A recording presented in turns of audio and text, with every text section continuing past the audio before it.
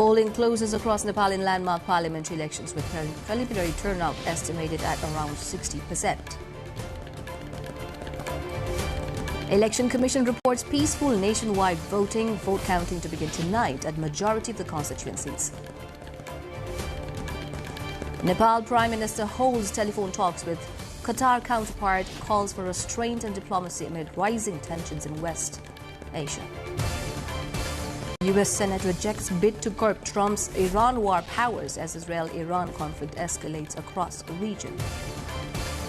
China unveils modest 2026 growth target and increases defense spending as leaders outline economic and military priorities at two sessions. And defending champions India face England in high-stakes T20 World Cup semi-final at Mumbai's Wankhede Stadium.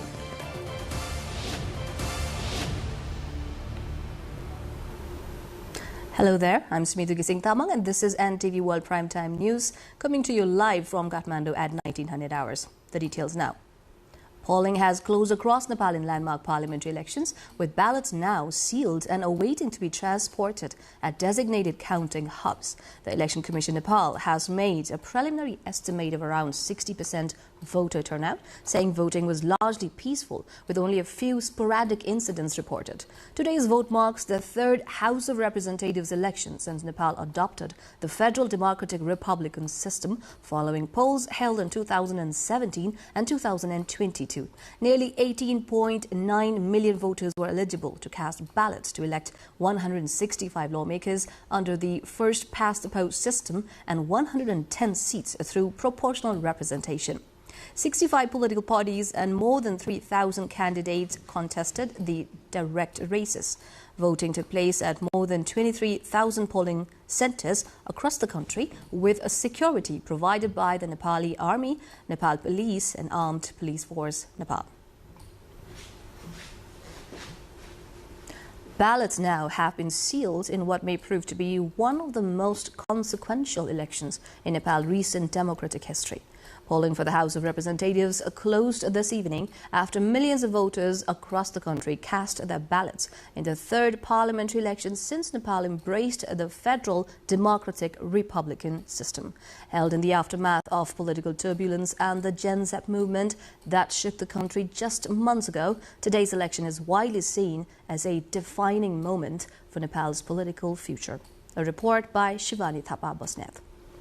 From the Himalayan districts to the plains of the Tarai, voters turned out in significant numbers Thursday, lining up at polling stations across Nepal in a nationwide exercise of democracy. The scale of the election has been enormous. Millions of voters, thousands of candidates, and polling stations spread across some of the world's most challenging geography. Authorities deployed massive security and administrative resources to ensure the process remained largely peaceful and orderly. For the interim government led by former Chief Justice Sushila Karki, successfully conducting the election amid skepticism and sporadic challenges is already being viewed as a significant institutional achievement.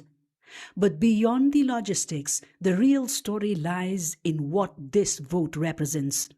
This election comes at a moment when Nepal's political mood appears to be shifting.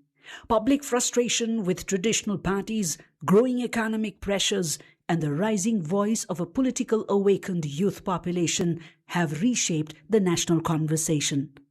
The Gen Z-led protest earlier this year amplified demands for accountability, reform, and a break from entrenched political patterns.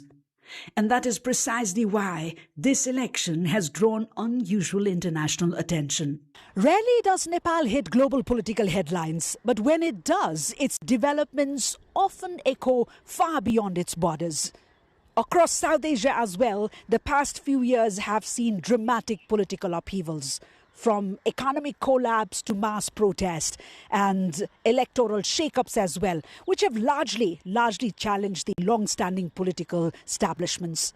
Now, across this regional backdrop, Nepal's election is being closely watched by the globe as another possible chapter in a broader democratic shift.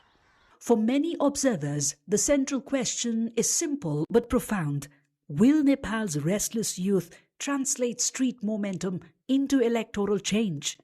Or will the country once again return to a familiar outcome, a fragmented parliament shaped by traditional party loyalties that run deep through generations?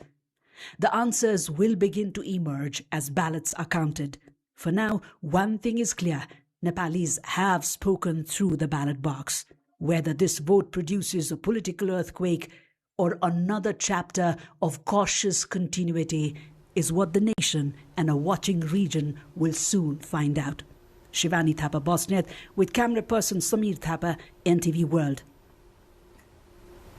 As dawn broke, Nepal woke up to a new hope, another opportunity to choose their representatives in the House of Representatives elections. From historic school grounds to open fields, the atmosphere remained calm, yet charged with expectation. The March 5 vote comes at a time when citizens are demanding stability, reform and accountable governance after months of political uncertainty. A report.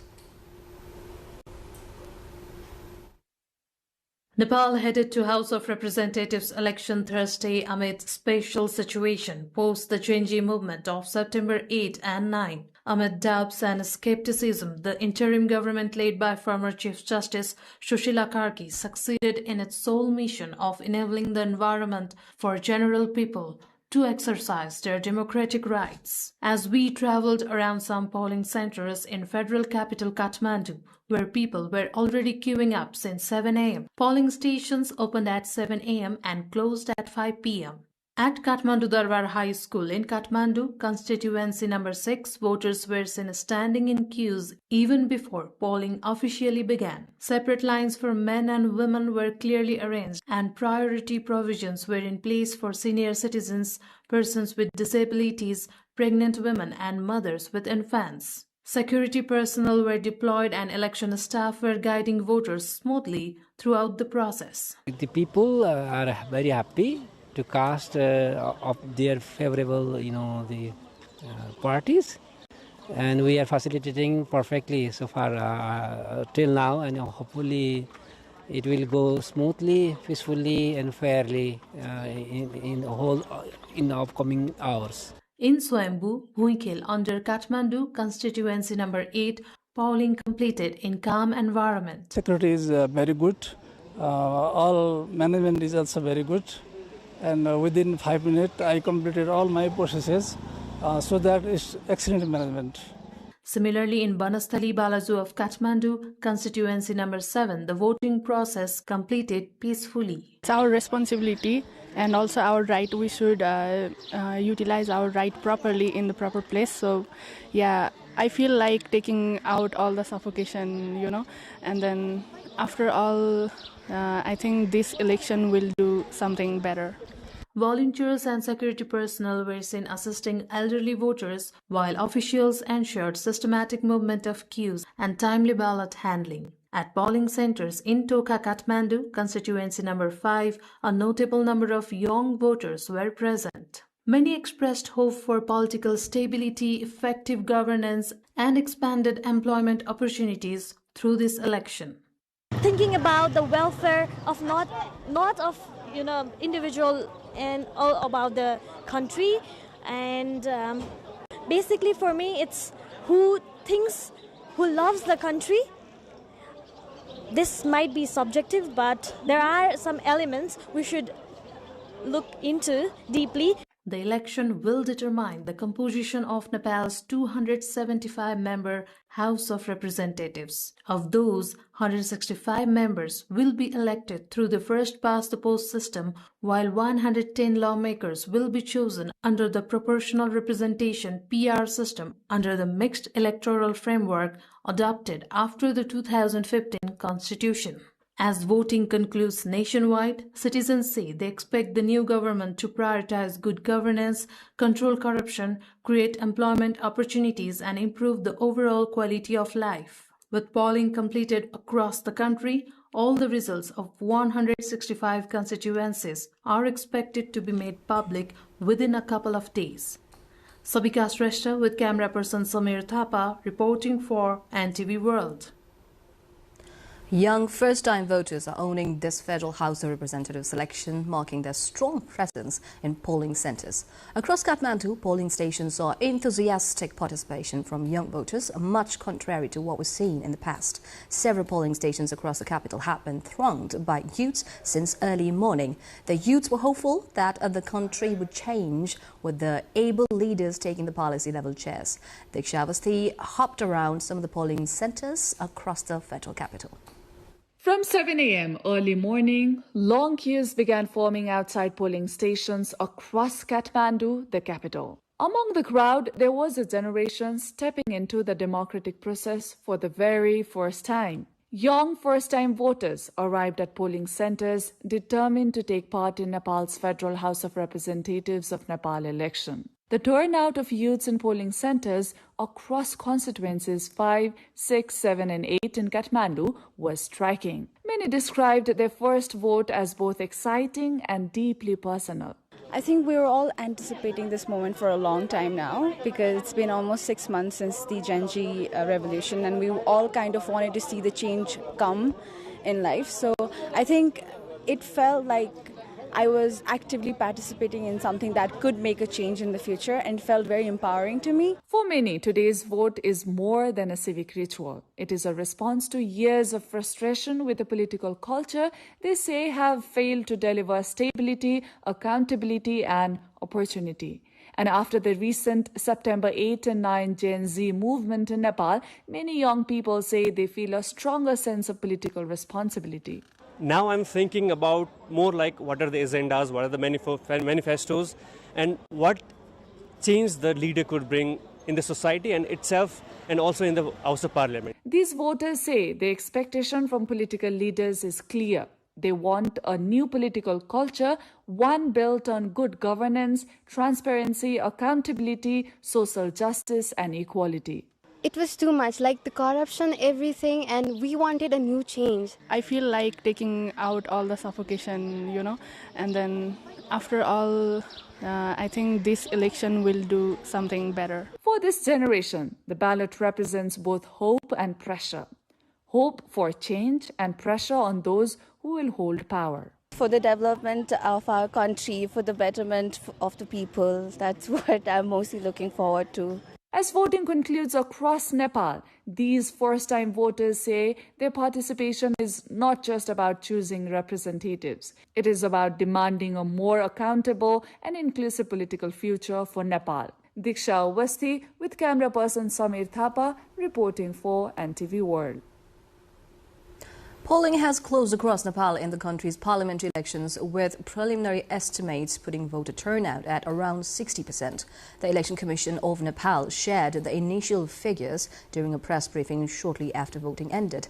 Acting Chief Election Commissioner Ram Prasad Bhandari said the turnout estimate is preliminary, with detailed reports from across the country still being compiled.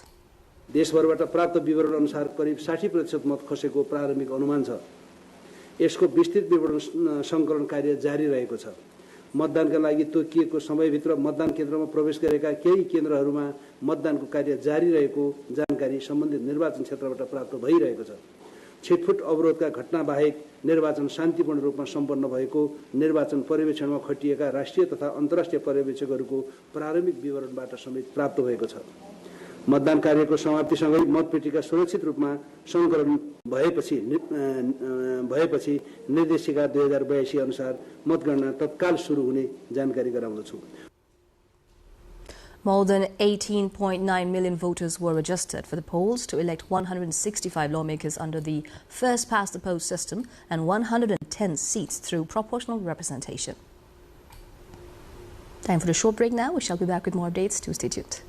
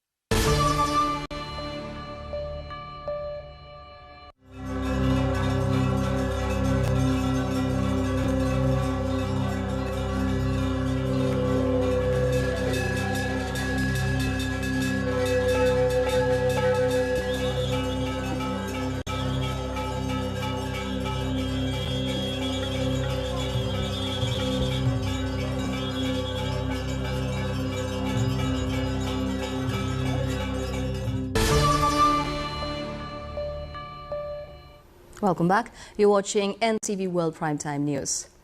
Now, with voting for the House of Representatives elections concluding peacefully across the country, preparations are now underway for the vote count in the federal capital, Kathmandu, as well.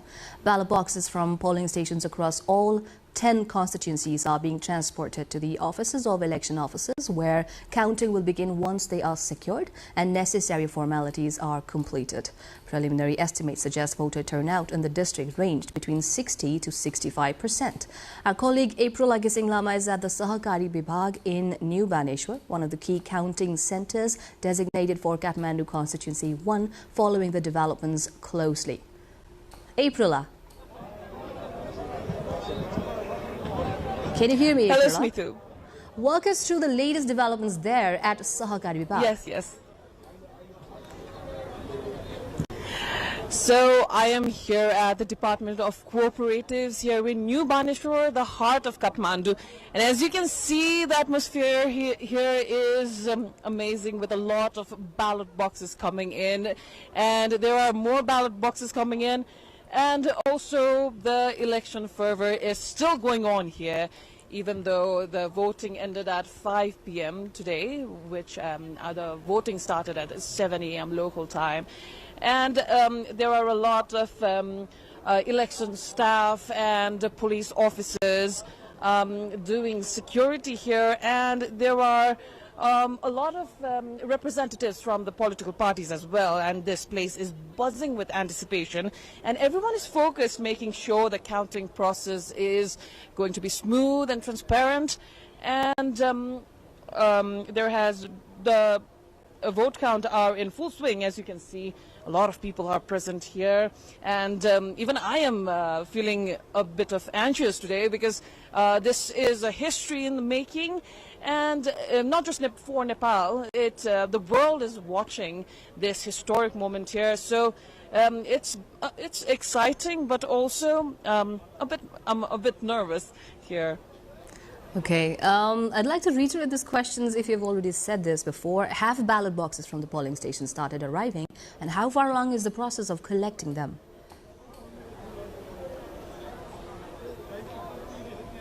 Yes. The ballot boxes are arriving from constituency 1, and these ballot boxes are still arriving.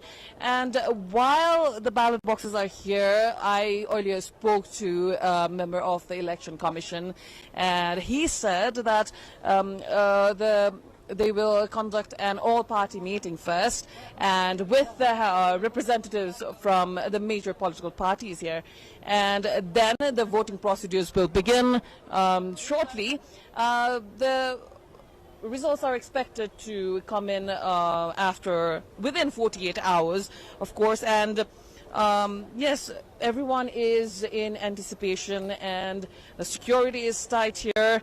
And everyone is focused in making the counting process smoother, and the voting is expected to start shortly after all the ballot boxes arrive and the party meeting is concluded. And once all the ballot boxes are secured, what are officials saying about the timeline for beginning the vote count? You said you just spoke with an official from Election Commission. Is there likelihood that counting will start tonight?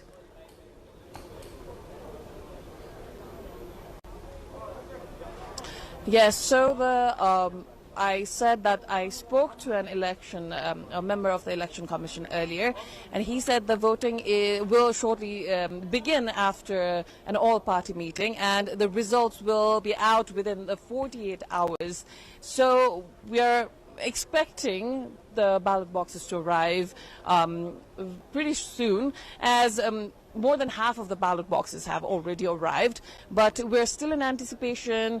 We're still here looking at the ambience here is everyone's nervous, and everyone is anticipating the results. And have you been able to speak to any representatives of the major political parties or any political parties? What are they saying? What are the energies? So I have not been able to speak with representatives of the political parties, but they're still coming, and they will arrive here shortly, but they are here somewhere. And I believe that everyone here is nervous, and everyone is excited for the results as well. But yes, the voting process is going to start anytime soon. It's expected within an hour, since the ballot boxes have arrived. But it's still in the process of arriving. So yeah, hopefully I will get to interview some of the party representatives who are present here as well. And one last question before I let you go. Is there any information that you have missed to say and I've missed to ask you that you'd like to remember or recall and update us about?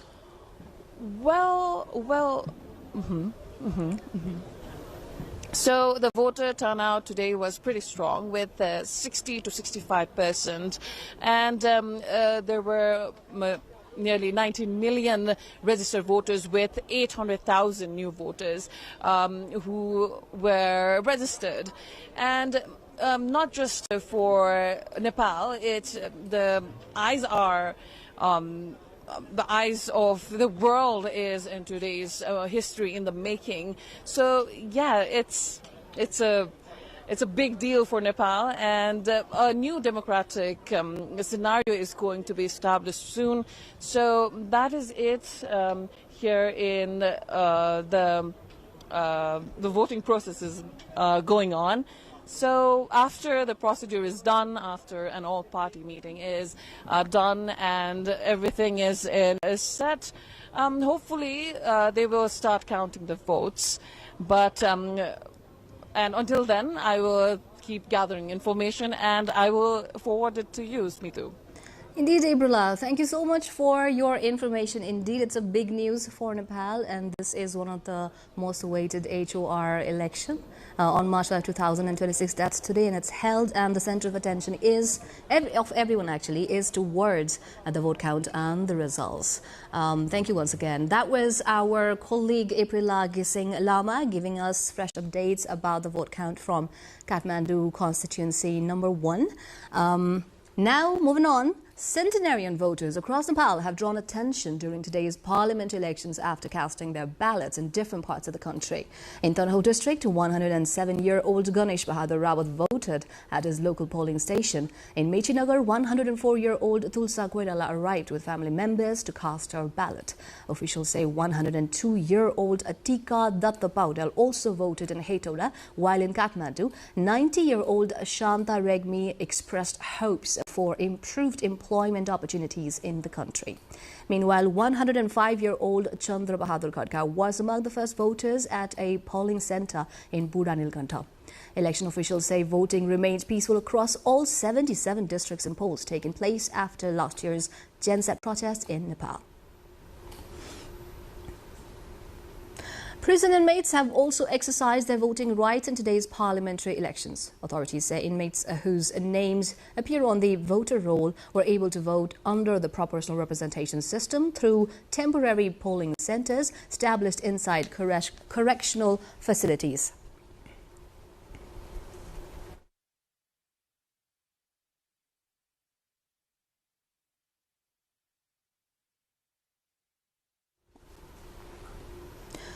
At the central jail, 231 inmates cast their ballots, while 75 inmates voted at Naku jail, according to polling officials. Nepal currently has around 75 prison facilities across 72 districts, housing more than 29,000 inmates. Officials say the arrangement was aimed at ensuring eligible prisoners are able to participate in the electoral process. Locals in Dang District's Babai Rural Municipality boycotted the election. At the Janta Basic School polling center in Ward number 1, only 10 votes were cast until afternoon, of which 5 are men and 5 women out of 682 registered voters. Meanwhile, at the Dailekh Secondary School polling centre in Ward number 7, Malaikola, not a single vote has been cast since polls opened at 7 a.m. Election officials say the boycott stems from long-standing grievances, including demands from settlement relocation and dissatisfaction with government response. Despite full preparations, voters refused to participate. Prime Minister Sushila Karki has held a telephonic conversation with the Prime Minister and Foreign Minister of Qatar, Sheikh Mohammed bin Abdul Rahman Al Thani, discussing recent developments in the West Asia region. According to the Prime Minister's Secretariat, PM Karki thanked the Qatari government for ensuring the safety and protection of around 360,000 Nepali citizens living in Qatar. PM Karki said Nepal is closely monitoring the evolving situation and stressed that all parties should exercise restraint, avoid further escalation and ensure the safety of civilians. The Prime Minister also emphasized the importance of respecting the United Nations Charter, international law and humanitarian principles, including the Geneva Conventions. Karki said dialogue and diplomacy remain the only path towards durable peace. Both leaders also expressed hope that Nepal-Qatar relations will continue to expand through high-level visits, socio-economic cooperation and closer people-to-people ties. Time again for a short break. We shall be back with international updates.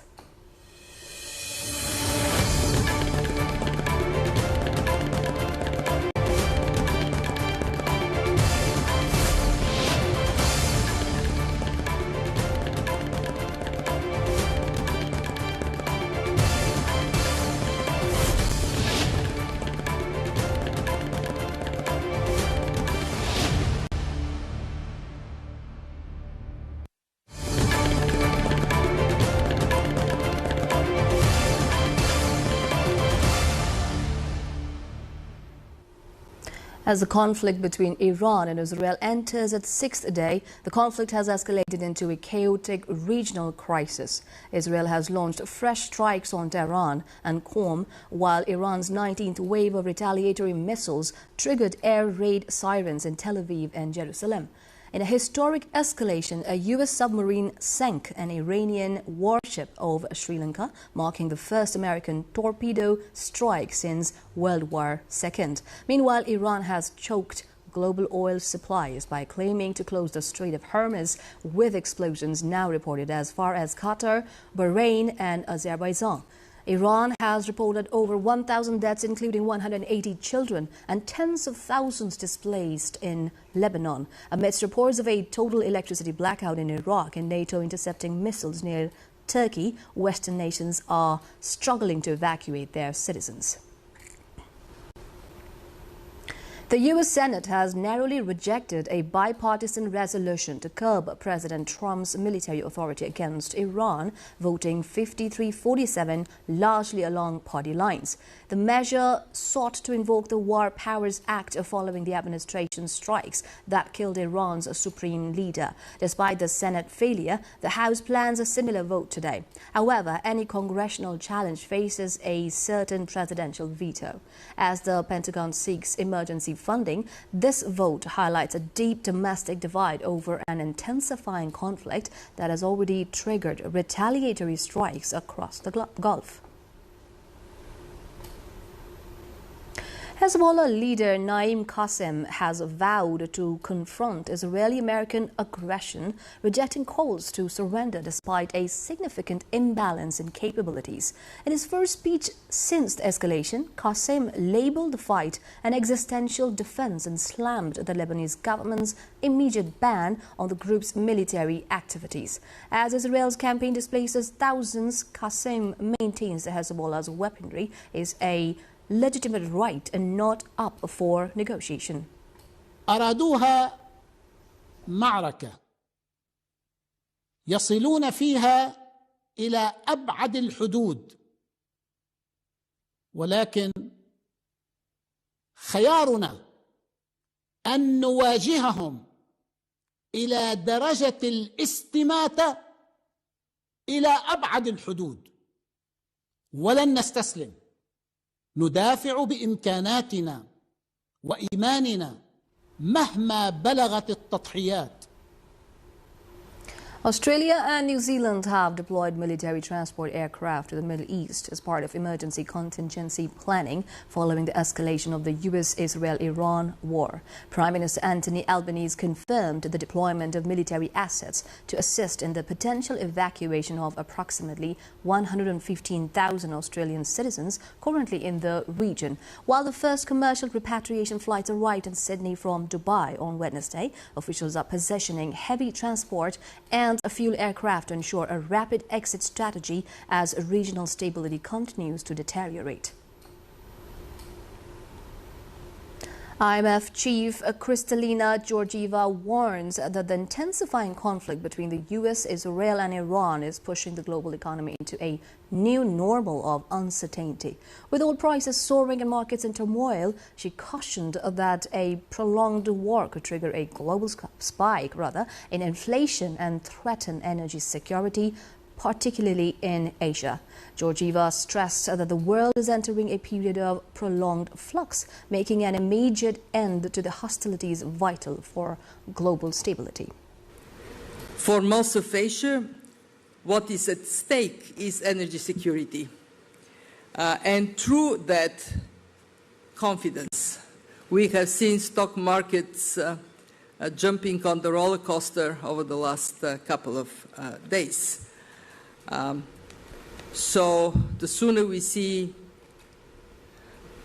end of calamity, the better for the whole world. Time again for a short breather. We shall be back with more from International.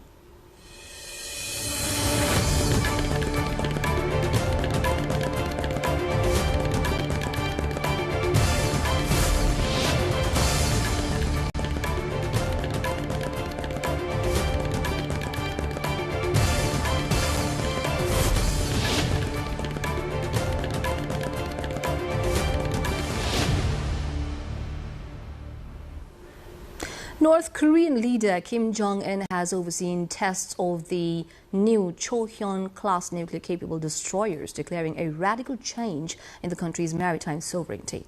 This naval show of force comes as Pyongyang condemns the US-Israeli offensive in Iran as illegal aggression. Analysts suggest Kim is utilizing these tests to signal strength ahead of upcoming US-South Korea military drills, even as the Trump administration weighs a potential summit later this year. Kim has signaled a willingness to get along with Washington, provided the US formally accepts North Korea's status as a nuclear-armed power. China has set its 2026 economic growth target between 4.5 and 5%, the lowest annual goal in decades outside the pandemic-affected year of 2020. The target was announced during the annual two-sessions parliamentary meeting in Beijing, where leaders outlined efforts to address a prolonged property market slowdown and weaker domestic consumption. Authorities say economic policy will place greater emphasis on consumption-driven growth rather than relying primarily on manufacturing and exports. At the same gathering, China also announced a 7% increase in its defense budget for 2026, bringing total spending to about 1.91 trillion yuan. Premier Li Qiang said the funding will support military modernization, including advanced equipment and cyber capabilities over the coming years.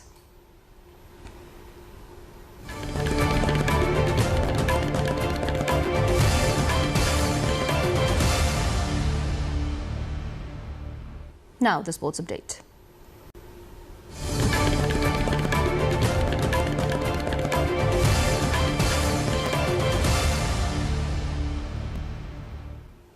Defending champions India taking on England in the second semi-final of the 2026 ICC Men's T20 World Cup. The blockbuster clash kicked off at 7 p.m. local time at Mumbai's iconic Wankhede Stadium. India enters the match after a dominant Super 8 victory over the West Indies, while Harry Brooks' England arrives in peak form after topping their group. The winner will move on to face New Zealand in the grand final on Sunday. The stakes are high as both sides are chasing a record third title.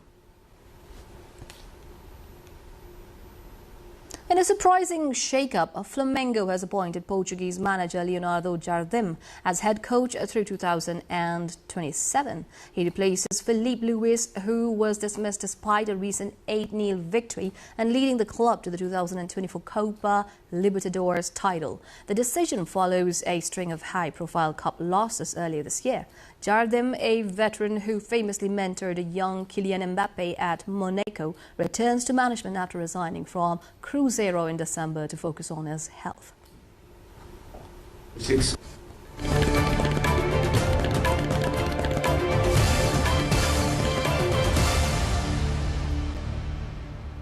And before we wind up, the headlines one more time.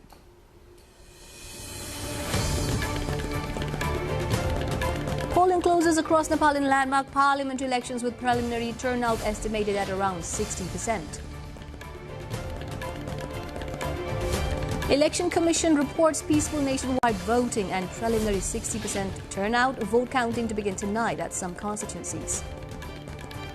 Nepal Prime Minister holds telephonic talks with a Qatar counterpart and calls for restraint amid rising tensions in West Asia.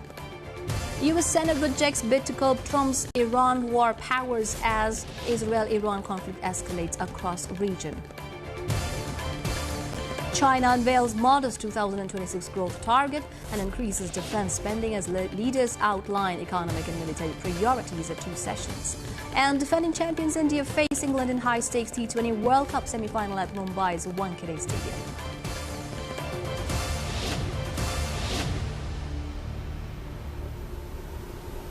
That's all for now. I'm Smita Gising Tamang, and this is NTV World Primetime News. Do join us through our social media and get the latest updates from our official website at nepaltelevision.com. Thank you for staying with us. Have a wonderful evening ahead.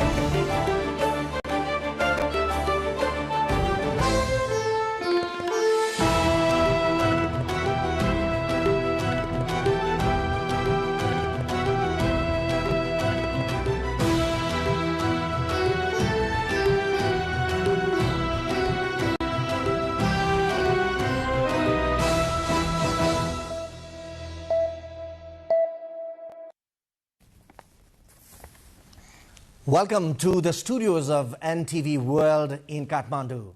Public Service Broadcasting, PSB Nepal's new initiative to make Nepal more visible and audible to the global audience.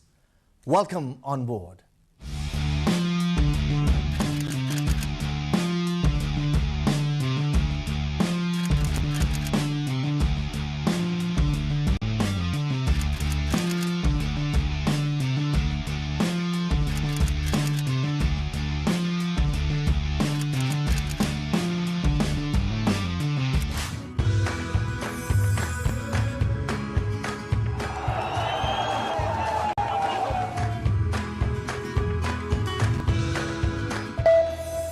This is NTV World, facts that speak, insights that matter. Telling the stories of a changing planet. NTV World, Nepal's perspective to the world. Exploring the heartbeat of Nepali creativity.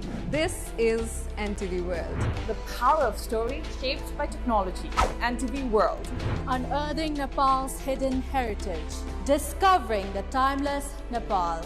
Telling stories that endure across centuries. Where culture breathes, stories bloom. When the world moves, we make a sense of it. NTV World. Taste of Nepal. Every recipe, every flavor tells the story. Journalism in the digital age. Fast, focused, verified. Stories hold power. Stories reflecting life. Stories of the hinterlands. Reporting for NTV World. This is NTV World. Welcome to News Hour. This is NTV World. Welcome to Primetime News. one story at a time. Crossing borders, connecting voices, where Nepal meets the world in dialogue. This is NTV World, Nepal's perspective to the world.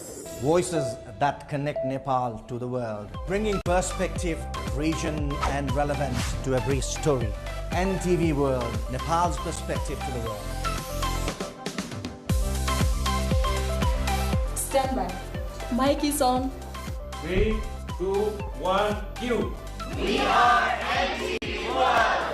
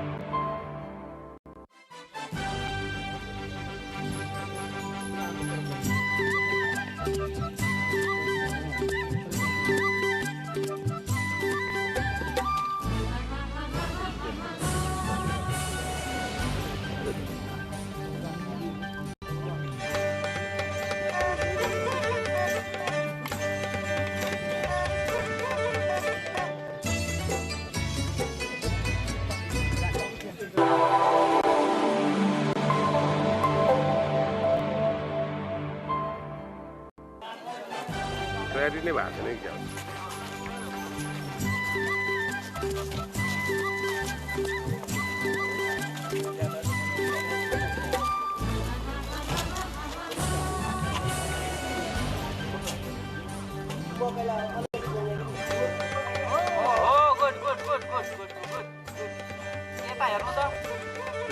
Camera उचेकोबाट मोबाइलबाट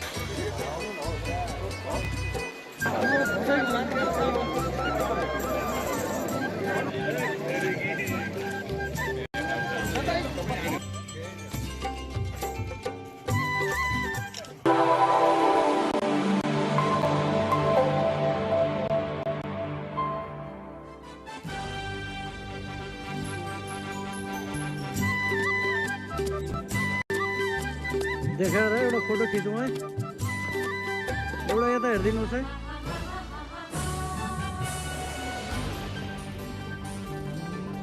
okay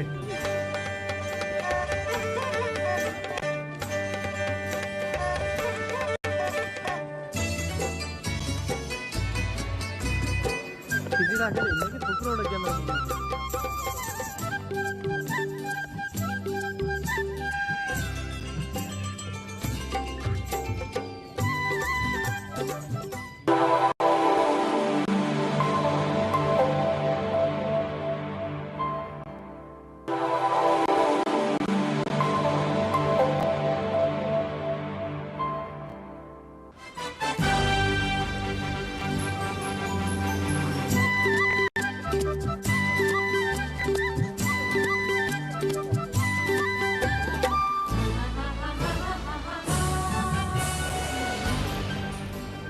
Today, March 5, marks the landmark election of Nepal. Nepal is all set for House of Representatives election, and at the background we can see our voters are all excited to cast their vote to bring the new leaders into our parliament. Today, 275 members, out of which 165 will be the representative from first past the post system and 110 from the proportional system. So we look forward to our voters and we talk with our voters now.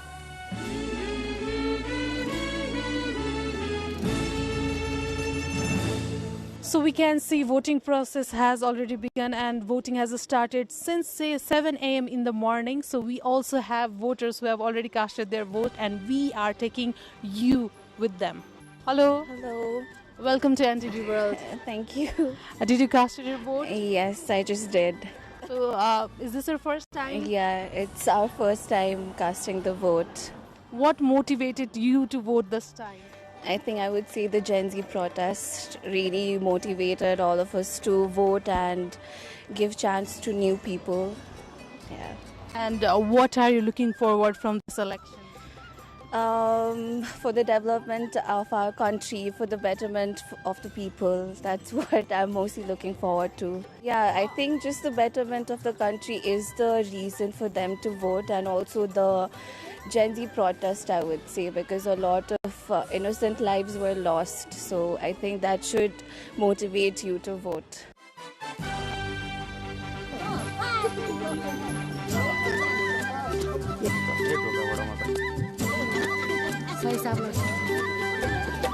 Welcome to NTV World. Hello, thank you. So, is this your first time? Yeah. How did you feel? It felt empowering and positive. Can you show your finger that you voted? First time voter. Yeah. So what motivated you to come to vote? I would say whatever followed through from the September 8th and 9th protests, and just the frustration of wanting the bare minimum development of a country. I would say that really pushed me to come and cast my vote. So since there were a lot of movements that young activists were asking everyone to once go through the candidates' manifestos, right? Before coming to vote, did you research about your candidates? Yeah, of course I did. I went through each and every candidate and individuals' individuals and parties' manifesto to come to a decision on who should rather get my vote. So today we are at constituency number 6 at Dailekh High School. See you in another election booth. So welcome to our election express. We are at constituency number 8 in Kathmandu, Swayambhu weekend. And we can see the ambience, the premise. Everyone is so excited and enthusiastic to cast their ballot.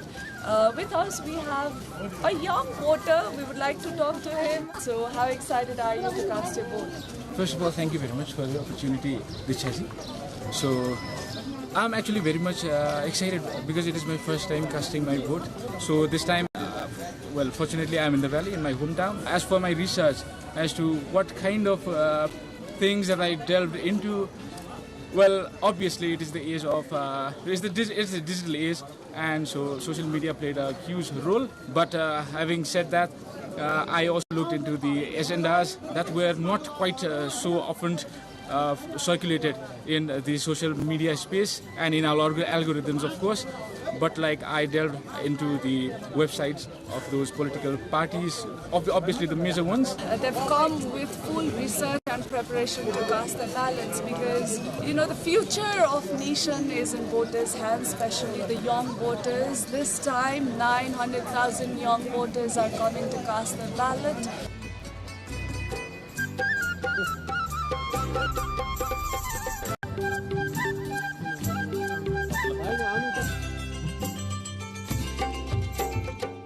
And we will be talking to the polling officer. Let's talk about what is the situation like. How is the voting process going on? Yes, as we know, the parliament election is underway in Nepal across each constituency, and we are now.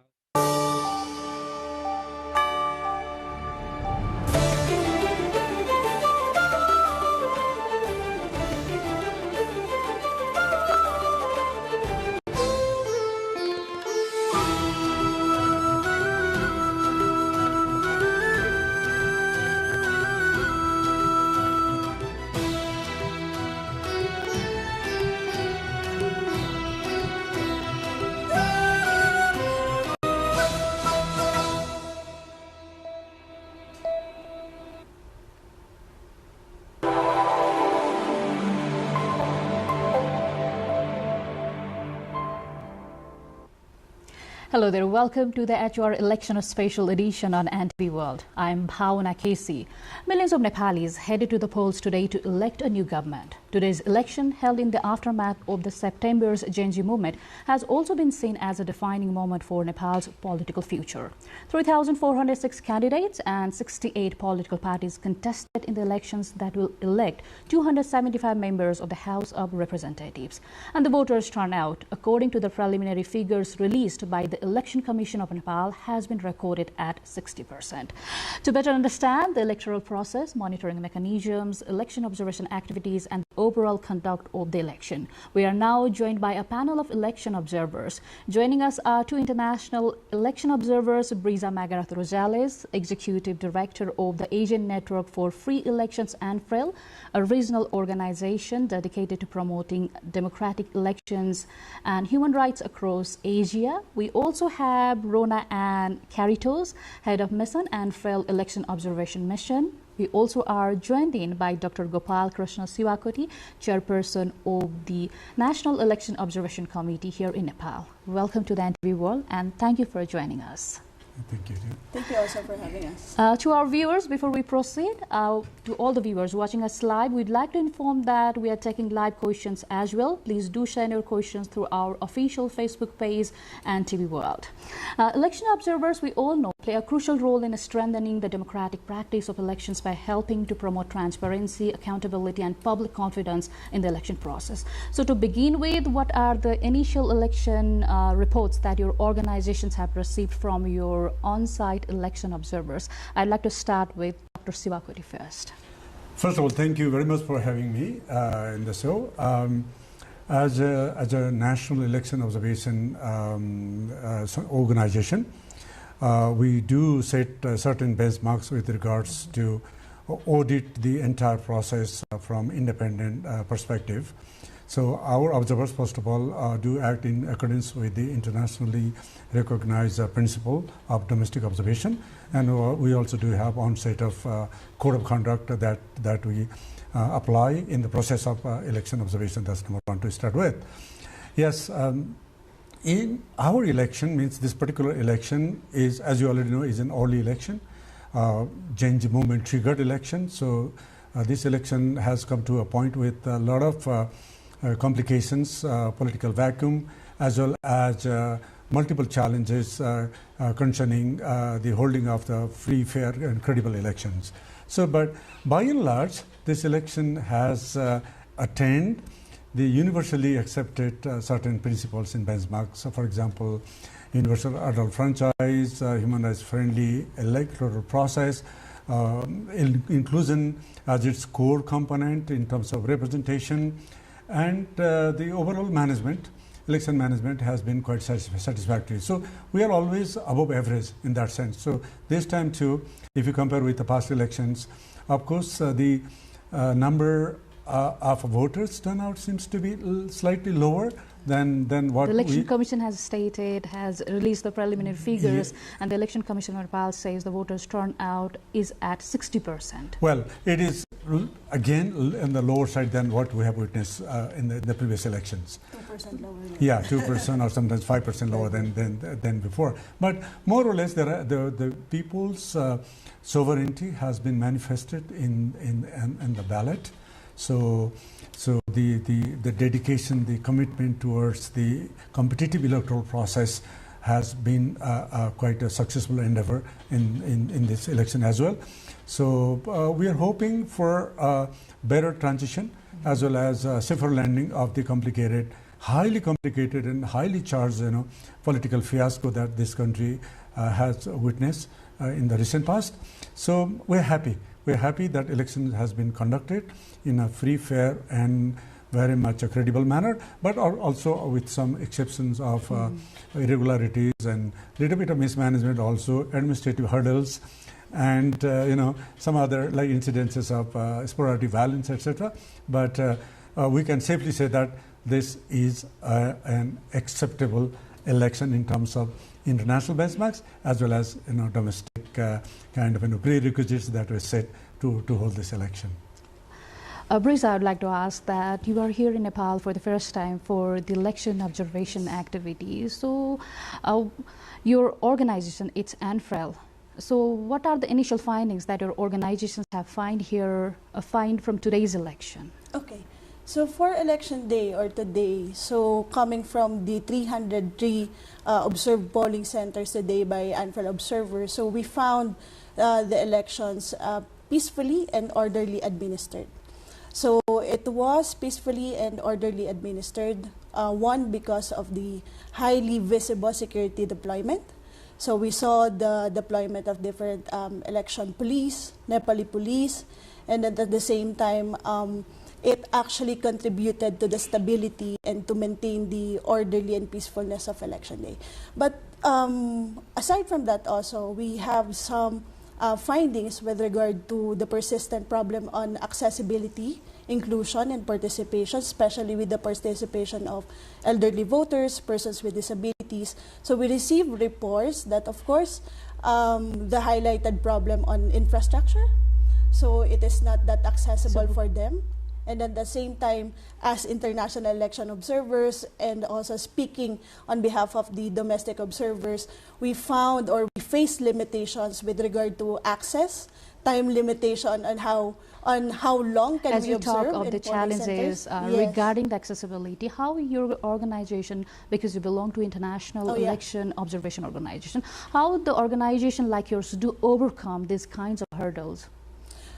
Actually, we overcome it by presenting it rightfully to the Election Commission of Nepal, to the members of the parliament, because observation doesn't stop on election day. So we continue it on post-election, and we continue it to our reform advocacy. So we will be here until the next few months, until the next year, so we will follow up with our recommendations. So we will do our best, and we will do what we can in order to institutionalize those. Regarding the recommendation, we'll come back to you again, but before that, I'd like to ask to Ronan, you have been here in 2022's general elections as well. So what is the difference that you found from last time's 2022's election and this 2026 election, especially given the fact the election this was supposed to happen in 2027 following the full tenure, the following 5 years a tenure of the former House of Representatives, the Parliament, but given the scenario at home here, the elections have been declared and today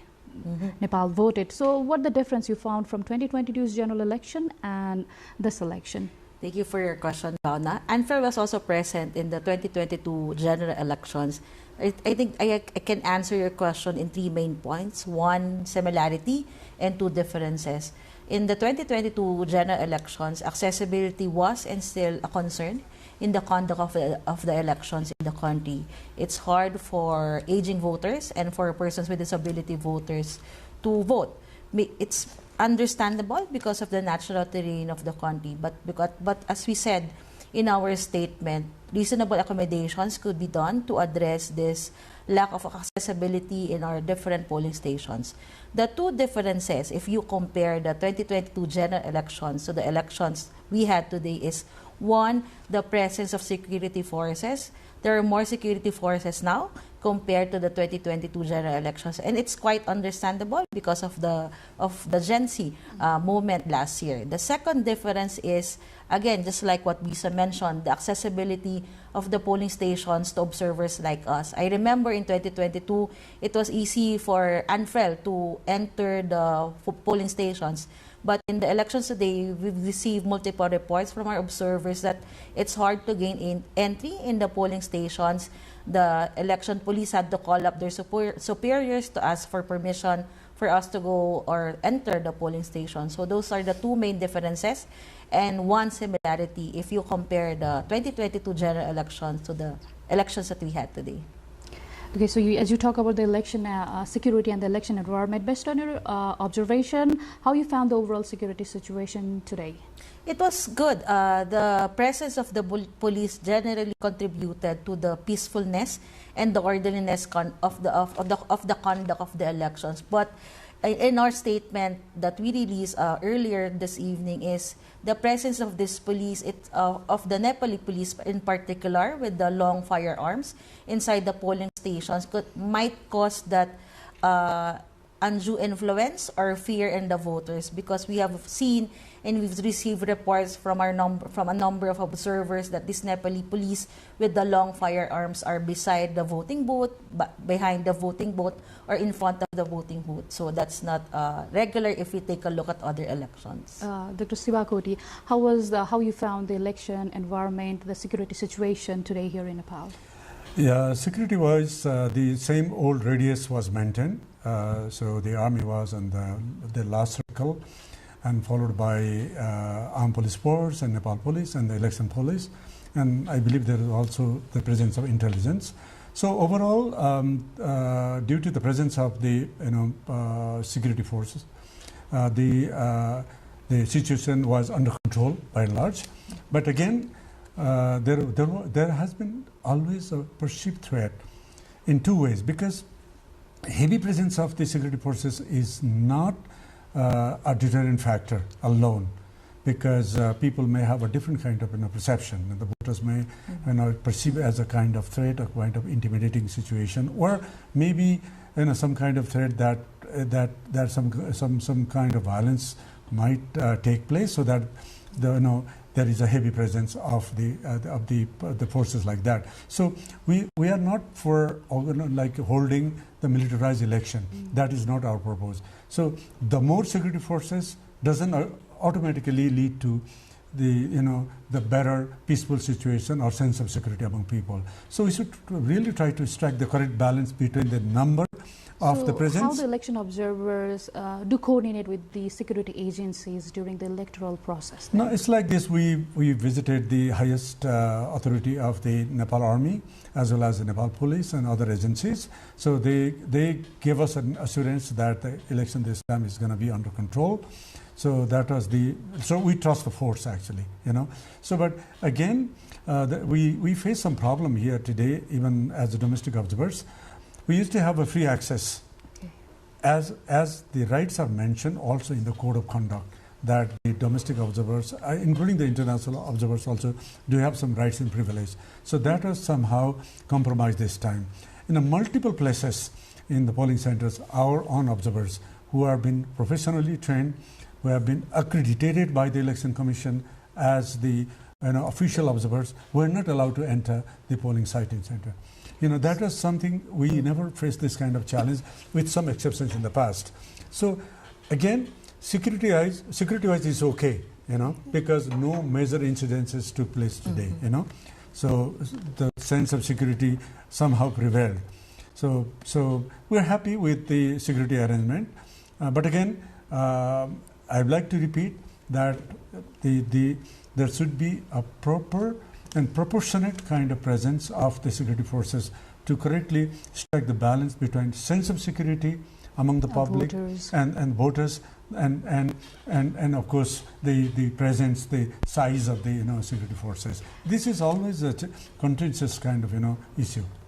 Regarding the election commission's officials, how the agencies like yours do carry out a coordination with the officials from the Election Commission of Nepal?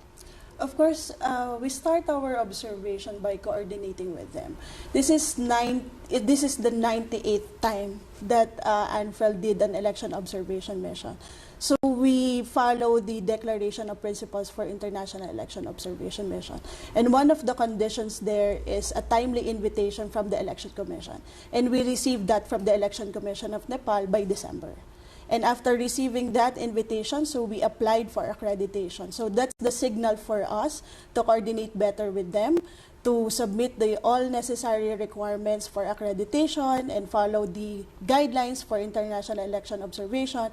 And at the same time, this is not the first time that we coordinated with the Election Commission of Nepal. We were here in 2023 when we conducted the Asian Electoral Stakeholder Forum. So we conducted with the same persons in the commission, with the same persons in the bureaucracy. So there was already a partnership during that time, and we are banking on that kind of coordination that we did last 2023. So how long does it take for your organization to submit the final report? Final report. So under the guidelines, we are bound to submit 1 month after the elections. Okay. So by April, we need to submit a final report to the Election Commission of Nepal, and at the same time to present to them our findings and recommendations. Does it apply same with the domestic election observers as well? It does, but it is a cumbersome job. In fact, it depends on what kind of organization you have. For example, New York has thousands of observers covering all 165 constituencies, and thousands of polling stations, centers. So we need to retrieve all the information and the facts and evidences from the field, which is a Herculean task. So it doesn't there should not be a kind of uniformed or universal kind of standard in terms of reporting. But anyway, we'll try to comply with the Election Commission's timeline. But we will produce a preliminary report within a couple of days already, and then for full report, a draft report in that sense will be done within a month, because that's a prescribed date. But again, because there's a lot of data that needs to be verified and cross-checked and validated, so it's not like writing an essay about a cow is a four-footed animal type, because there are so many components, so many areas that we have covered, starting from the right from the date of the announcement of the poll, the pre-poll activities. We have monitored a lot of activities until the cooling hour, and we also need to observe and produce a report of the cooling hour specifically, and then the E-Day, D-Day, and a lot of post-election activities, because election is not over. Only vote casting, the tendering of the vote is over today, but there are a lot of other unfinished jobs, starting from counting, then result announcement. We also want to see that actually the winner takes a seat, because that is the last thing we're going to observe. So it's quite. I would like to add, across the fields, across the grounds, there are election observers and there are election monitors as well. So how credibility the reports submitted by the election observers are taken as, and do the management bodies take the suggestions and the recommendations presented by the election observers, or they go with the election monitors? Well, election monitoring job is a bit different, because they have also the power to rectify any malfunctioning or irregularities then and there, or reporting to their proper higher authority to rectify it. But our job is independent monitoring.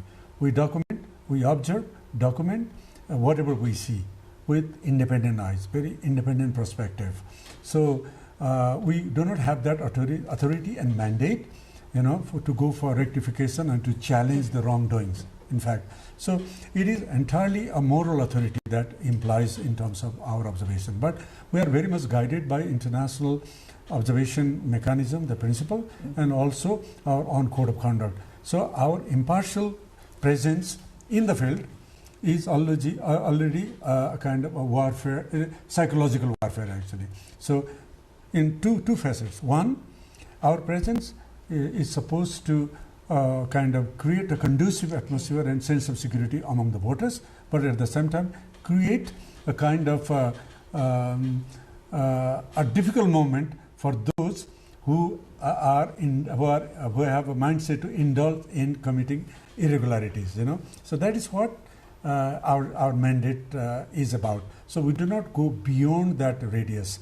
So again, Election Commission has been quite responsive with regards to our observation recommendations, but not entirely one. So, but major recommendation we keep pushing. It's a longer process. Some are futuristic too, very aspirational as well. Some needs to be rectified immediately. So we have been very much engaged in dialogue and advocacy with the Election Commission as well as with other concerned authorities as well. So we are not very unhappy in that sense, but we are not fully satisfied about what we find, what we see, and how we present before the agencies. So it is kind of 50-50 situation.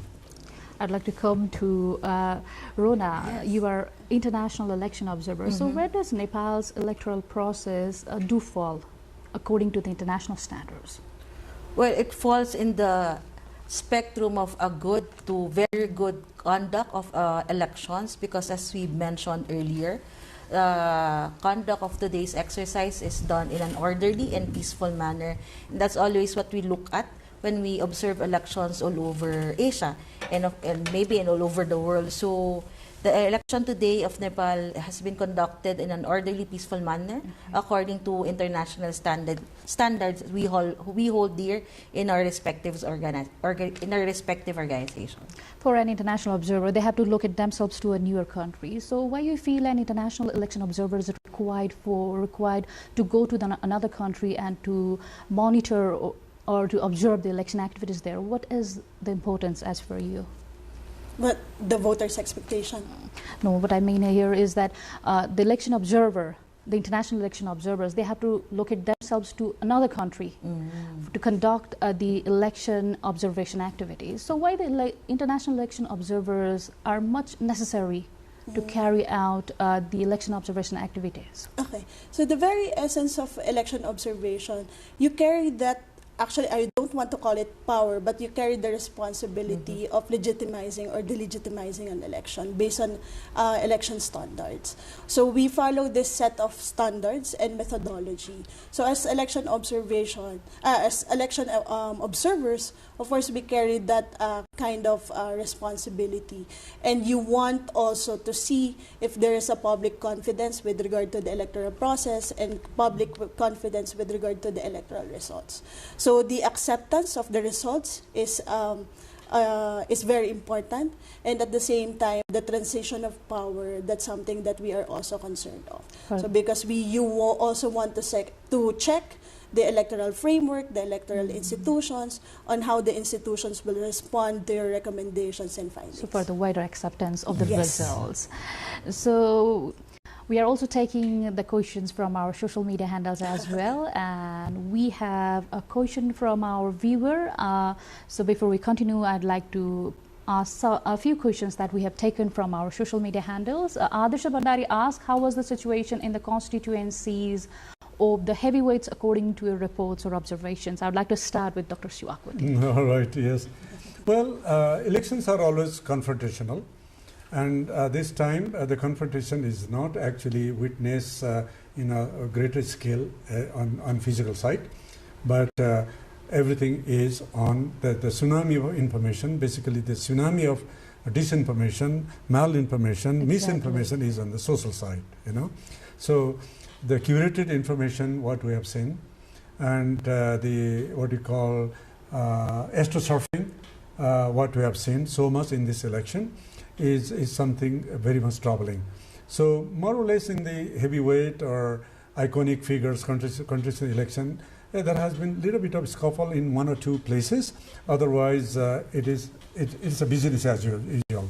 But again, I repeat that the social side has already hijacked the whole integrity of the election this time around. So this kind of thing usually happens throughout the world. We have seen this tendency across the world as well. Whenever there is an election, the social media platforms, they are usually flooded by the misinformation, disinformation. So as an election observer, what is your finding on that? Yeah, that is what we have seen right from the beginning is that, even before the election, during normal time back in 2025, for 3 months, starting from April to June, we Nepalese uploaded 2.8 million, means 28 lakhs fake contents on TikTok platform only. So that shows that how we have been engaged or indulged in this kind of activities. So we can easily imagine that the level of or the magnanimity of the fake contents that has been floating even now on the social media. Even today, during the election day or during the cooling hour also, there has been the flood of misinformation and disinformation, challenging the mindset and sovereignty of the independent voters actually. Because the echo chamber, there are different terminology which has been created because of the algorithm that has hijacked and swayed away our mindset, the independent sovereign votership. So this is very much troubling. So again, just to address this question, we may not have seen a lot of complications or use of muscle power. The political heavyweights? Yeah, in the heavyweight anywhere, but it has already been very much encroached, on the social media. That is really, really troubling for us in order to maintain the sanctity of electoral engineering in our country, and it has become somehow universal as well. So I'd like to ask Rona as well. You have been here in 2020 general election as well, and this time you are here as well. So the social media engagement, it has definitely increased from last time. So what your organization found regarding the misinformation or disinformation or those kind of engagements in the social media platforms? Well, just to answer your question in 2 levels. The first level is we've been talking to stakeholders across the spectrum, talking to them about this problem of disinformation, and they've always told us that there's a shift in terms of campaigning as well as the access to information of the voters in the social media. And this is in comparison to the 2022 general elections, whereas disbalance still between traditional and non-traditional media. So there is now a shift in this election of people going more into online campaigning in terms of the candidates, as well as voters going into the online platforms for their source of electoral information. As to the problem of disinformation, ANFEL does not have a specific online media monitoring in this election, but we know that there is a specific unit in the Election Commission of Nepal that was created specifically together with the security forces of Nepal to monitor this information. And we would like to ask the Election Commission for the information or transparency as to how this unit has operated and has worked in their fight against disinformation in this election. You have been through several countries for the election observation activities. So is there any kind of incident you'd like to recall that was quite surprising or shocking regarding the misinformation or disinformation?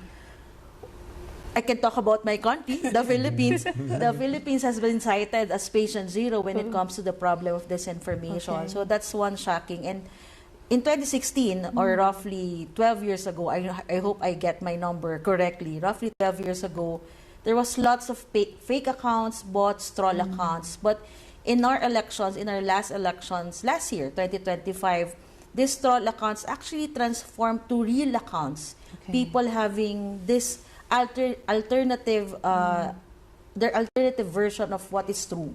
So that's what's scary in the Philippines right now. 9 years ago, it was people just creating misinformation, disinformation. Okay. Now in the elections last year in the Philippines, we saw that there's actually groups of people believing in an alternative version of what is true. So that's what's scary. There's alternative versions of truth now, especially in the elections. If I may add also, okay. One particularly a factor that would affect when it comes to monitoring online media, it is the action of an election commission. So looking at different jurisdictions in different countries, because for example, we implemented an online media monitoring in Bangladesh and in the Philippines, but we don't have any social media monitoring here in Nepal. So we could definitely say that the efforts of Election Commission would really factor in. Because if there will be guidelines on how to properly monitor it and how to temper it also, on how to monitor official social media pages or on how to monitor an affiliate pages. So it will make a difference when it comes to doing it with a proper methodology and very systematically way of reporting it. Another factor is the coordination with social media platforms. So even though you have an effort, for example, an election commission has an effort to do social media monitoring, the priority lane, the fast action of social media platforms would also factor in. So the combination of stakeholder partnership is actually the best way to do social media monitoring. May I add quickly like on this? more, Yes, yeah. because this is one of the most troubling things in our daily life, and of course, the disinformation tsunami has really been an issue of critical concern for us. So, machine curated, fake accounts, and machine generated public perception, and it takes place somewhere out of the radar. And even the Election Commission or other agencies also cannot track down. There are fact-checking organizations as well. So do the election observer agencies coordinate or they collaborate with them to fight to tackle this kind of misinformation? We try, but it's our effort is very minimal in that sense, because it's the flood, as I said, tsunami is so big that it's like a firefighting, you know, like burning thousands of houses and firefighting. We have 1 or 2 firefighters. So Election Commission has the determination to do that, but it goes beyond their control. And same with us. We also try to collect this information from the field, and then also escalate those kind of information to the social media. But our resources, our expertise is very limited one. So this is a very troubling thing, because everything is artificial. It's all synthetic. You don't even know who is behind it. You don't even know like how 50,000 supporters you can create within an hour, and with varieties of comments. You can command the machine, and machine generates everything. So this is oh my God, this is, I don't know. I think we should have a full consultation if you want to conserve the sanctity of election and the sanctity of our social bond. I think this would be the priority for the nation in the days to come to control and regulate it.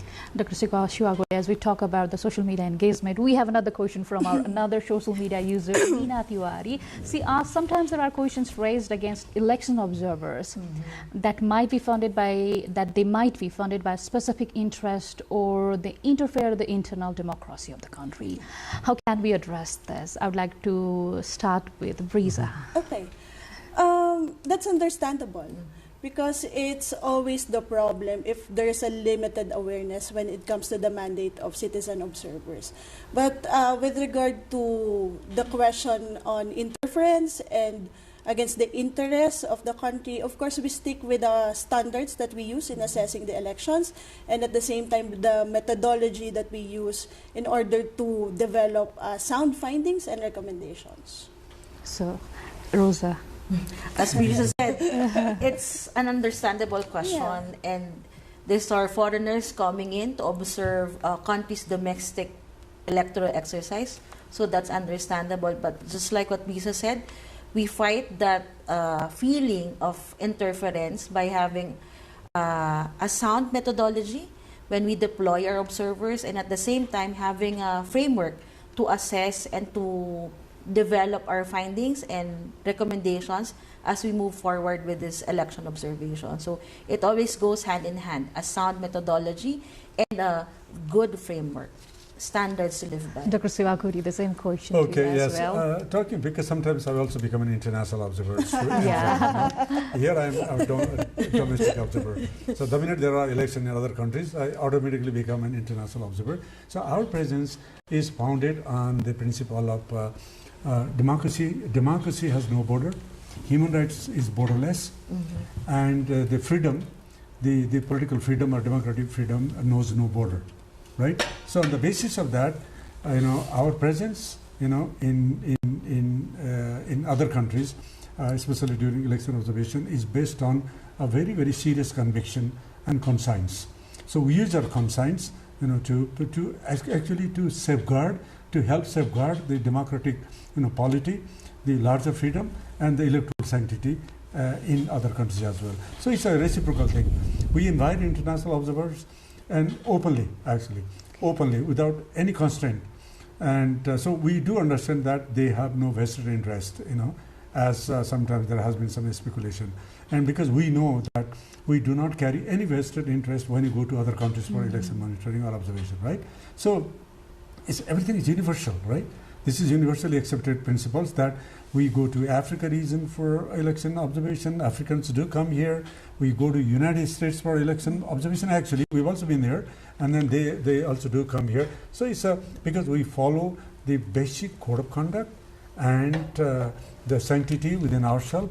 We are self-disciplined very much. So even as the domestic observers, it's the same rule follows with regards to our conviction and courage to do that.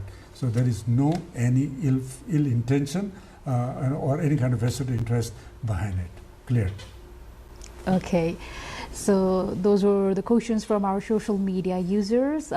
If you are watching us live on NTV World, you still can send us questions through our official Facebook page, that is NTV World, and we shall take more questions from our viewers as well.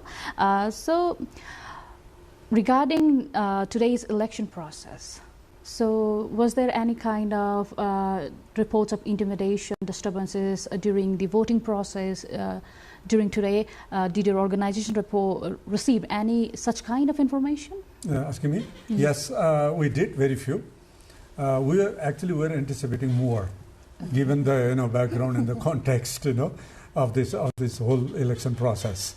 But that it has been very much limited and very much minimal one. But even one incident should not have happened.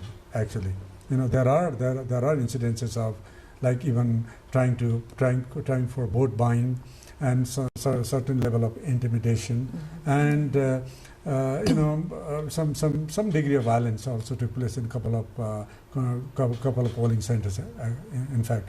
But if you look at in totality, the sanctity of election was very much maintained. Yes, but there was no killings.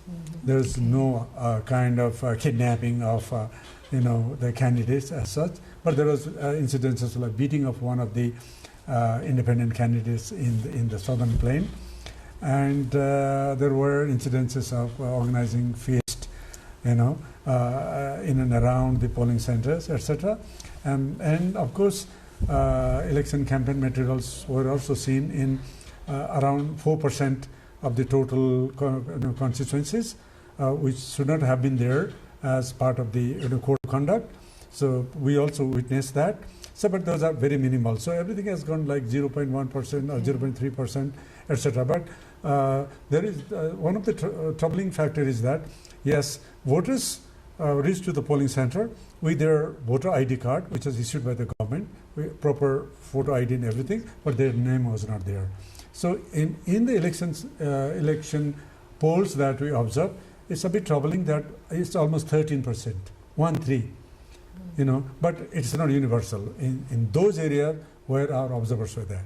Okay. Yeah, otherwise it limits to like 0%, 0.1% or 2% or less than 3%, so which is very much acceptable in that sense. So during times of such incidences, do election observers intervene or to de-escalate the situation if there is a violent situation there? We don't. Okay. That is not our mandate. Okay. First of all, we are again simply observers, but we meticulously observe, and our presence itself is a psychological warfare. That the people know, that everybody knows that, there are independent observers, right? So that deters, very much deters the irregularities, right? But we document and we observe, document, and prepare a report so that the whole thrust behind our presence is that it will automatically, or indirectly would discourage them, to commit this kind of irregularities.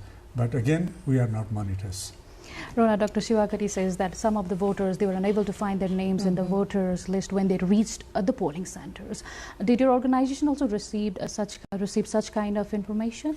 We receive a number of reports like that, but these voters were redirected right away to their correct polling station. So the concern was immediately rectified and resolved right away by the polling officials present in the concerned polling station. Okay, so I'd like to come to Riza. Given while we talk about the difficulties the voters have to face, there are people with disabilities as well, there are pregnant women, and there are new mothers as well, and elderly citizens as well. What was the situation there at the ground of what the election observers from our organization or you guys found there? Yeah, in our observation, we put actually intentional questions for us to assess that. So we have questions like, is the polling center wheelchair accessible? Are there hazards? Are there barriers? Is it accessible to persons with disability, elderly voters? So of course, in our reports, we received reports pointing out that there are some problems when it comes to accessibility.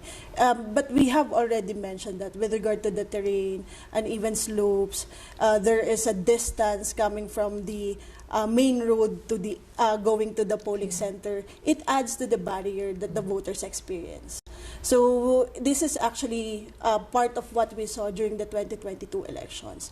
And hopefully it can be solved in the future elections, that there should be more reasonable accommodations that can be given to the voters, because we also understand the limitation when it comes to infrastructure, because the schools are already there, the temples are already there, or in other open parking spaces, or in any other open spaces. Probably in future elections, there should be better selection of polling centers.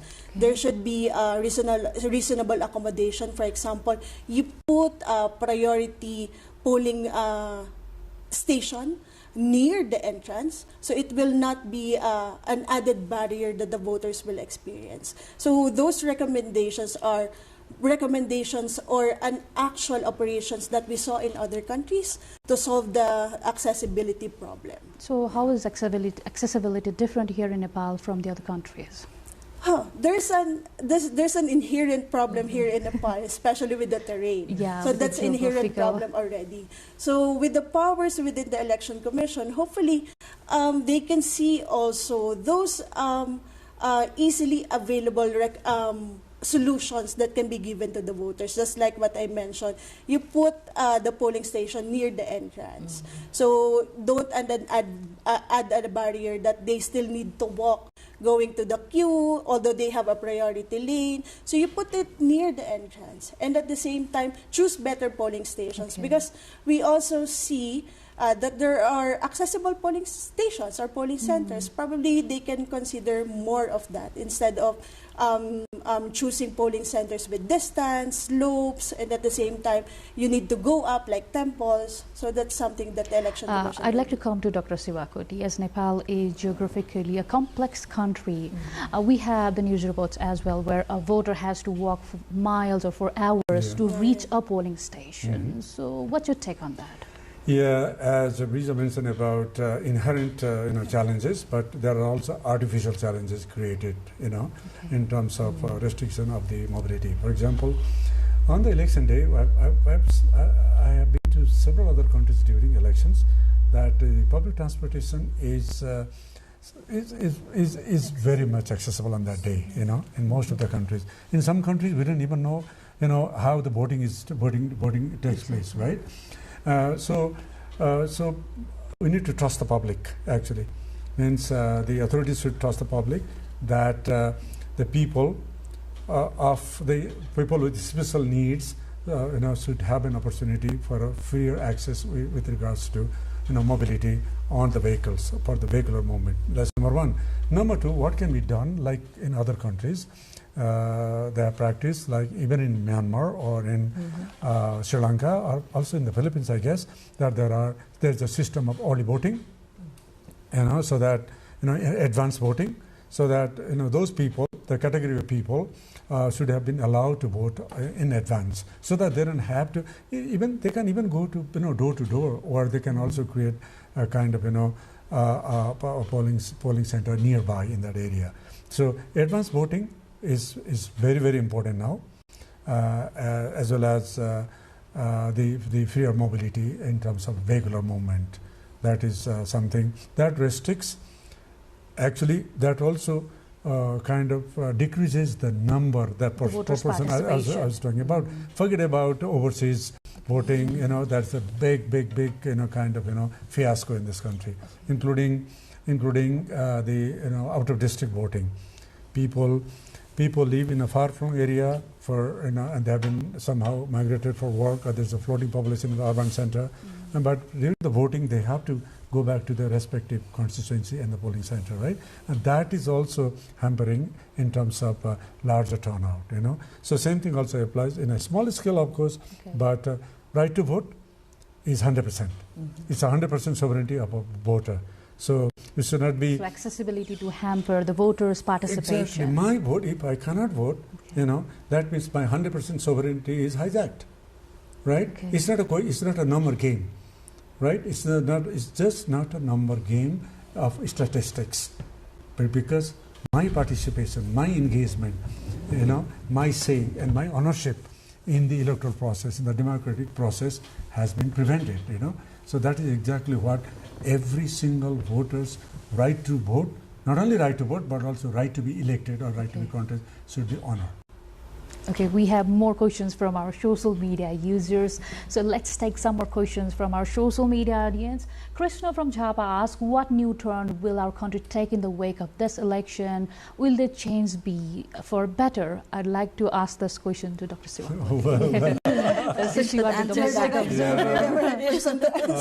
Very tricky and very topical questions, actually. Yes, we are always talking about revolution, changes, transformation, transition, sometimes easy transition, sometimes painful transition. This country has been under transition forever. So even to the 2008 first constituent assembly election was a big transition. Exactly. So was 2013, and then post new constitution, three layers of election in 2017 was another transition, and this 2022 was the first periodic election. Then we're hoping that we're going to go for a periodic election now in the days to come. Now there is a big haltage. Okay, so I don't know. I'm not a political pundit, neither astrologist or astronomer, anything. I have no clue.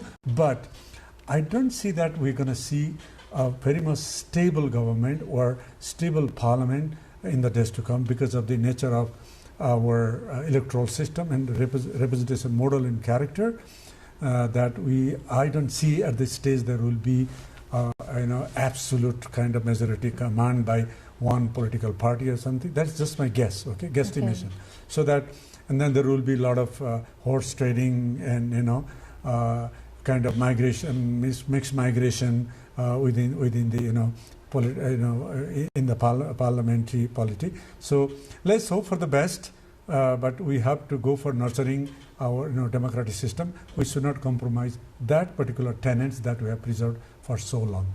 So we have another question as well from Naveen Regmi. Naveen asks, how is Nepal's election management compared to other countries that you have observed? I'd like to ask Rona. Well, if you compare the management of the election, again, going by the conduct of the elections today, it's really well managed and it's really orderly. And again, we attribute it to the presence of the security forces as well as the enforcement of the polling officials inside the polling station. So it can be compared up to par with the other election management bodies' administration of their elections in their respective country. Do you like to add anything more on that question? Yeah, of course. When you speak about election management, it's not only election day also. Exactly. It's the entire preparation of the electoral process. There is pre-polling day, there is main polling day and post-polling days as well. Yes. And at the same time, we saw, because we also did a pre-election assessment, and we pointed out with regard to the concern on election administration. So it's not only about putting up an orderly election day, but also to the responsiveness of the election commission, and at the same time the enforcement of, for example, when it comes to accountability, like a complaints handling mechanism, and it speaks of their function. So there should be an equal enforcement of the different functions of the electoral management. Dr. Siwakoti, we're talking about that in Nepal, after adopting the federal structure, we have 3 tiers of elections. We have local level elections as well, and in 2022 we have provincial level elections as well. So how these elections are different? What is the difference as an election observer? What are the differences you find while monitoring or while observing the local level elections, and what are the differences that comes when it comes to the parliamentary elections like today's? Well, very interesting and ironic thing is that in the federal elections or the parliamentary elections here, the political manifesto as well as the election manifesto is a bit tricky.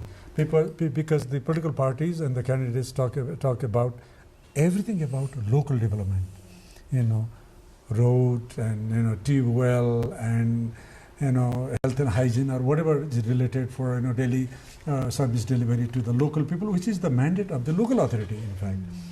So there is no proper distinction between the job of the parliamentarians and the job of the locally elected officials, and there is a different mandate and scope and jurisdiction of the provincial assembly, but that has been somehow mismatch here. And so and this time around again, the political parties and candidates started door-to-door campaign without any agenda, because they didn't have a election manifesto ready. That came out, that was produced just recently. So it is very, very important in order to differentiate and distinguish the mandate and scope and jurisdiction and responsibility of different tiers of government, which is unfortunately not so much happening here. So the one parliamentarian here is so much confined to the local issues, right? And then the mid-level provincial, they are sandwiched. They are sandwiched. They are partially with local issues and partially with these federal issues. But the scope has not been Of course, it has been determined by the Constitution and other laws and policies, but in totality, the whole federalization and institutionalization of the federal process is still in a very infant stage and is still premature. That is exactly where these three tiers of governments has to be nurtured very much in the days to come, and the democratic institutions that exist in all three levels should be strengthened with more power, resources, and greater autonomy. Riza, as an election observer, the similar question to Dr. Sivakoti. What happens during the local level elections in other countries, or what is the difference you find while covering the local level elections or the parliamentary elections? Actually, we don't we are not directly involved when it comes to local elections. Probably I speak on my personal experience, monitoring, observing, and local elections. In local elections, it's much more competitive. It speaks of the different issues with the different constituencies, districts, and you will be hearing a lot of, probably there will be a lot of violence, and it will be highly competitive compared it to national elections. So that's the usual comparison that we saw when it comes to having a national and local elections. Just to add to what Lisa said, when we talk about local elections in other countries, people relate to it more. People feel the local government more in their daily lives compared to the national government or the national elections, meaning people are more invested. That's why what Lisa mentioned earlier, there's more violence. There's a tendency to have more violence in local elections because for people, it's personal to them, because it's their government, the government that they can feel, the government that they can see every day. So there might be some procedural concerns during the voting process as well. So how do observation teams assess that? Overall, this time around? During the election periods. Okay, in our case, election commission runs like an automatic machine. As you may know, that we have only got 3 members. We don't even have a chief election commissioner. It was all coordinated by just acting one. But it's still, overall, the election management process and the polling activities and all the procedures were somehow intact, right? But in some cases, because I think they don't have enough resources or not standardized training, that has been cascaded up to the local level to the polling center. So there were issues of non-conformity and inconsistencies with regards to how to deal with some of the cases during the polling process. We witnessed that. Okay. Like, for example... any recommendations as well? Yeah, of course, more training is required for the election officials and the staff members. That is very much important in order to maintain consistency and uniformity throughout. And of course, now this is the time of digital era, So we should digitalize more than the manual one, so that everything goes faster and hopefully more reliable, depending on what degree of confidence we can generate among general public. And secondly, I have one very critical and very important recommendation with regards to counting. First of all, fairing, because fairing is related to the counting process. Bangladesh, for example, where the population is more than 5 times bigger than ours, but the counting takes place right at the polling center, and it goes. You are there, right? This time around, yes. It went largely very smoothly, and within 2-3 hours of time, everybody knows the indicators are already there. Who is going to win? That in a way elongates the task of election observers. Here is tough. Yeah, here it's very tricky. We believe in. Well, Nepal is known as a very peaceful country. We are a peace-loving country, the country of Lord Buddha, But again, why we have some speculation that if we count the ballot papers, right, and the polling center, we'll have a big fiasco. That is the perceived threat and perceived fear is already there. That needs to be removed, so that because if it is done locally, everybody knows. Because everybody knows everyone, right? So there won't be much problem with regards to dealing with the cases. But fairing as such, fairing like on a mule or helicopters or on the back etc., on a vehicle in a dilapidated road in the mountain. Why should we be doing that? That is exactly what needs to be rectified in the upcoming election, definitely. So we are almost at the end of this. So I'd like to ask Rosa that, based on your observations, what improvements would you recommend to strengthen Nepal's future elections? Well, let's talk about accessibility. So there's really a need to address accessibility in future elections. And just like what we've mentioned earlier, reasonable accommodations, practical accommodations can already be done by the Election Commission together with other government agencies to increase accessibility of the elections for persons with disability and aging voters. Another recommendation is to have more trainings with the security forces, especially coming from the Election Commission of Nepal, given that the number one concern, or probably one of the top concerns that we encounter in today's exercise, is the lack of access or the limited access to the polling stations that our observers had access to in this today. So, Brisa, what would be your recommendations? Probably one that close to our heart. It's more on raising awareness with regard to the function of citizen observers. So we start with the guidelines with the Election Commission to take a look, to improve the guidelines with the Election Commission, put the rights and responsibilities of and protection for citizen observers, and at the same time, the functionality. So at least it addresses also the concerns with regard to training, because just like what I have mentioned, we face limitation and restriction today with regard to the access of polling stations. So that's something hopefully can be addressed in the next elections. Okay, with us we have come almost to the end of this episode. I would like to thank all of you, all three of you, for sharing your valuable insights with us and observations with us, your perspectives to help us to better understand the electoral process and how today's election has been conducted. Thank you all. Thank you. Thank you so much. So viewers, we have come almost to the end of this episode. We'll continue to bring you the latest election updates in the coming hours as well. For now, thank you for watching us, and do stay tuned with NTV World.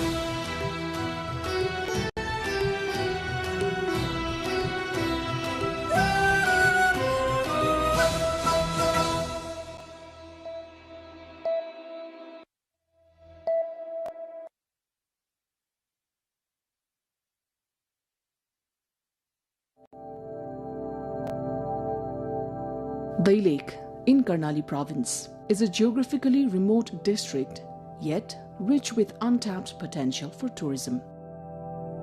Stepping into Dailekh, celebrated as a treasure trove of Khas art, culture and heritage, brings a unique sense of joy. Journey begins amid its natural beauty, leading us toward Mahabu Rural Municipality. As we leave the mid-hill highway, the terrain becomes challenging, with hilly, muddy roads demanding patience and skill. Long lines of vehicles crawl carefully along the cliffs, reflecting both the difficulty of the route and the enduring devotion of Mahabu Dham. Many travelers choose to continue on foot, advancing step by step toward their destination. Passing through Channa, Dasarathe, Okharbans, Bhavsaini, Noli and Unipata, pilgrims ascend the slopes toward Lisne before finally reaching Mahabu Patan. Pilgrims from Dailekh and nearby districts often arrive late at night, having begun their journey the previous day. The path to Mahabu Dham is thrilling, adventurous and breathtaking, made even more dramatic by the steady rain, drifting fog and steep inclines. Yet the journey itself feels uniquely rewarding.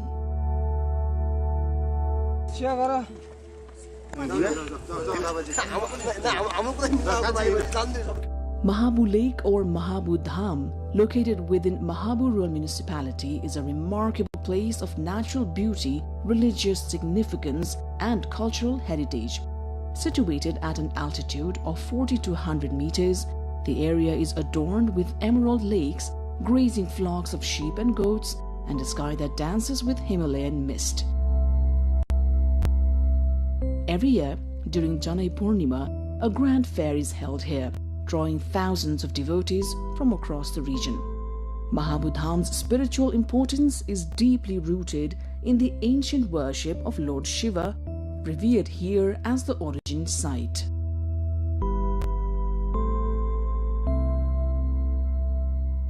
From Mahabod Lake, visitors can enjoy magnificent views of Api and Sai Palhimal, and on clear days, even the plains of Bardia. Given its religious importance and natural splendor, Mahabodham holds immense potential as a religious tourism destination. Improving the rough, narrow access roads is essential for supporting this growth. Mahabodham is more than a pilgrimage site. It is a confluence of culture, history, faith, and nature. To truly appreciate its significance, one must visit Mahabod Lake at least once, immerse oneself in its natural beauty, and experience the serene environment that leaves a lasting impression.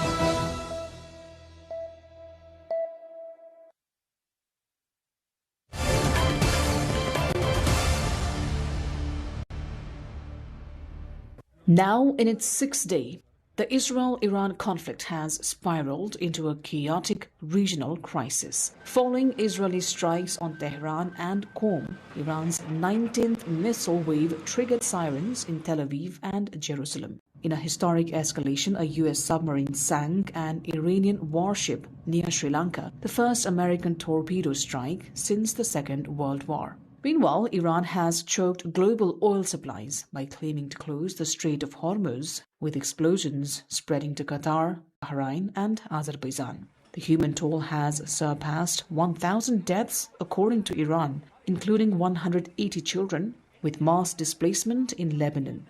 Amid a total blackout in Iraq and NATO interceptions near Turkey, Western nations are struggling to evacuate their citizens.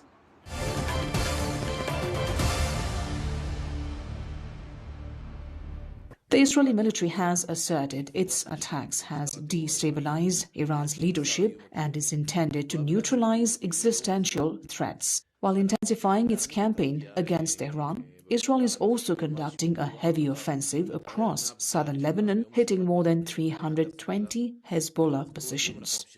ומטרת המבצע היא לפגוע קשה במשטר הטרור האיראני עד שיוסר האיום הקיומי.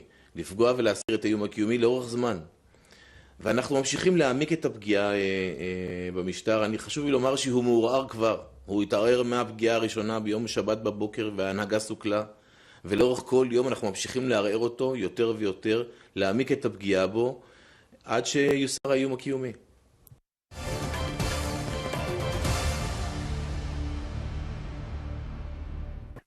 In a 53-47 vote that split largely along party lines, the U.S. Senate narrowly defeated a bipartisan effort to restrict President Trump's military authority over Iran. The resolution aimed to use the War Powers Act to reassert congressional oversight following the administration's lethal strikes against Iran's supreme leader.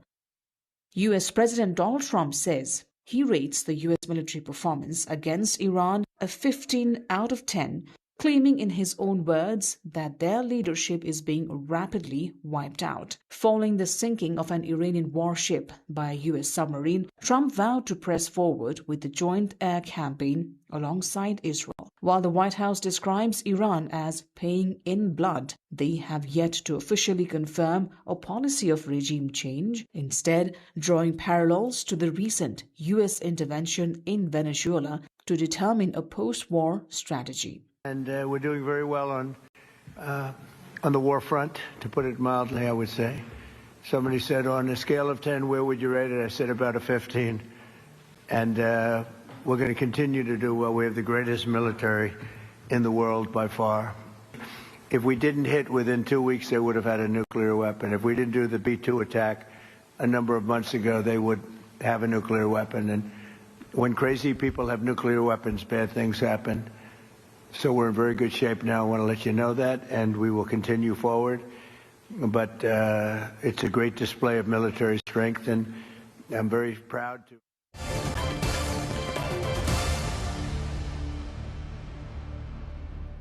Hezbollah leader Naim Qassem has vowed to confront Israeli-American aggression, rejecting calls to surrender despite a significant imbalance in capabilities. In his first speech since the escalation, Qassem labeled the fight an existential defense and slammed the Lebanese government's immediate ban on the group's military activities. As Israel's campaign displaces thousands, Qassem maintains Hezbollah's weaponry is a legitimate right and not up for negotiation. أرادوها معركة يصلون فيها إلى أبعد الحدود،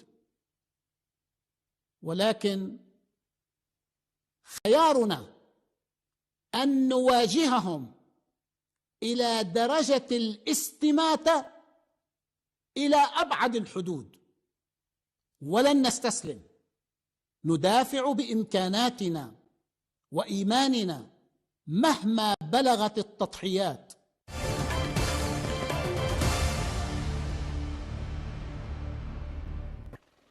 Italy has announced it will deploy air defense, anti-drone and anti-missile systems to Gulf nations currently under fire from Iranian retaliatory strikes. Prime Minister Giorgia Meloni stated that the mission is vital to protect energy supplies and the tens of thousands of Italian civilians and soldiers stationed in the region. Italy is joining France, Spain and the Netherlands in sending naval assets to defend Cyprus. While Italy has raised its domestic missile defense to the maximum level in coordination with NATO, Meloni clarified that the US bases on Italian soil are currently only authorized for non-combat operations, as the government works to evacuate thousands of its citizens from the conflict zone.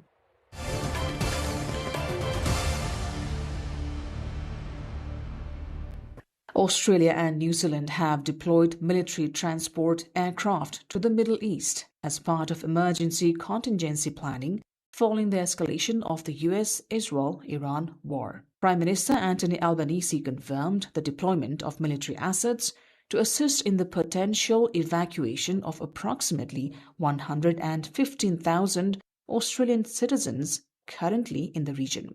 While the first commercial repatriation flights arrived in Sydney from Dubai on Wednesday, officials are positioning heavy transport and fuel aircraft to ensure a rapid exit strategy as regional stability continues to deteriorate.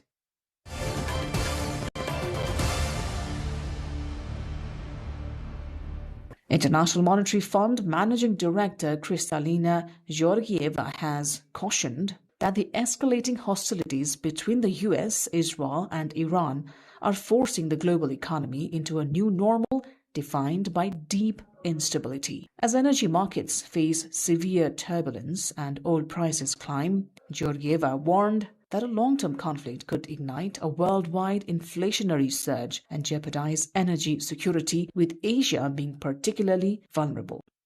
For most of Asia, what is at stake is energy security. And through that confidence, we have seen stock markets jumping on the roller coaster over the last couple of days. So the sooner we see end of calamity, the better for the whole world.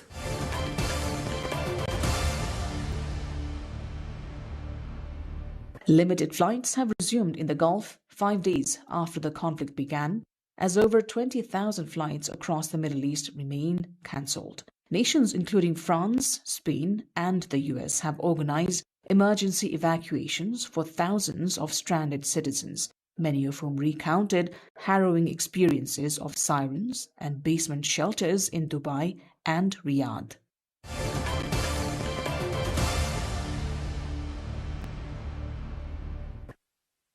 Meanwhile, stranded tourists in Doha say they are trying to get home after Iranian strikes have led Qatar to close its airspace. Of course, it's terrifying. We want to go back home. We want to continue with our lives. And just being stuck here, not knowing when that will be the case, when we can leave, it's nerve-wracking, really.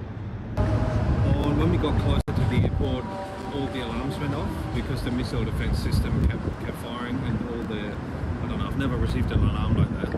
And it's terrifying when you're on the plane and actually get saying missiles fire, get inside.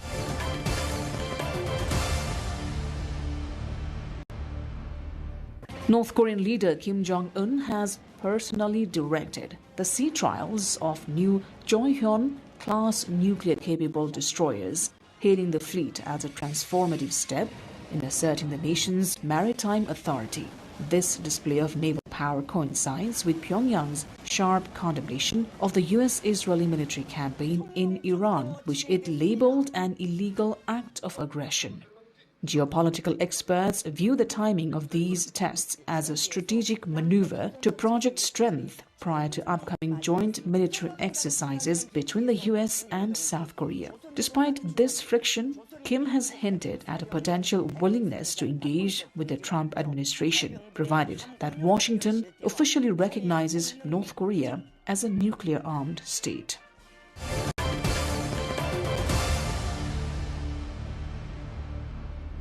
China has raised its 2026 defense budget by 7%, bringing the total military spending to $276.8 billion. This financial surge is part of a broader strategy to modernize the People's Liberation Army and offset United States influence across the Pacific. While the expenditure is approximately one-third of the U.S. defense budget, Premier Li Qiang noted that the capital is earmarked for high-priority defense projects, enhanced cyber warfare capabilities, and the development of advanced military hardware over the next half-decade. This budgetary expansion underscores China's commitment to an independent and self-reliant foreign policy. By bolstering its military might, Beijing aims to insulate itself from Western pressure and ensure it maintains full sovereignty, specifically seeking to avoid becoming a vassal state to American strategic interests. I think it's fair to say that Beijing's top concern or top priority is to secure the regime. And the regime security have challenged not only from domestic dissent, but also from external coercion, and how to maintain the autonomy of the regime.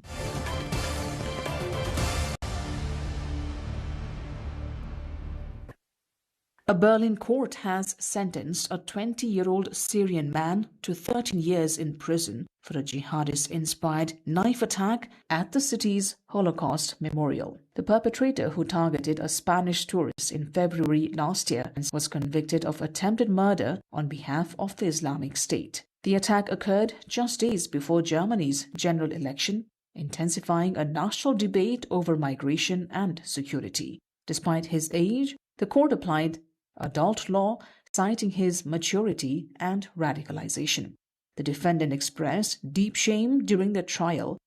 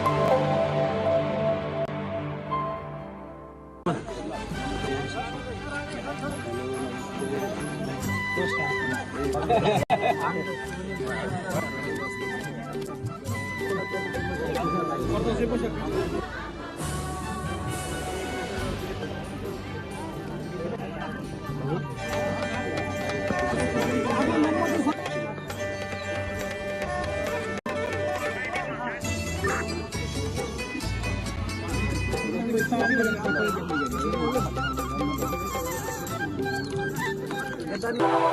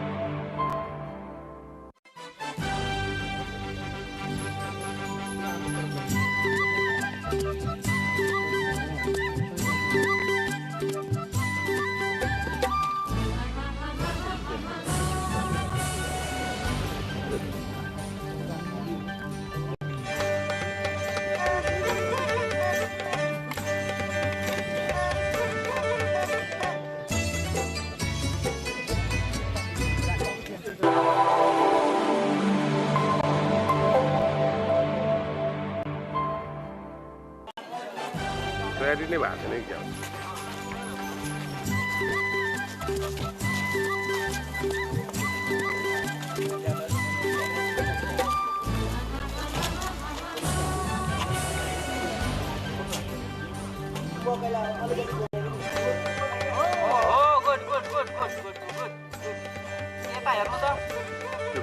Camera उचेकोबाट मोबाइलबाट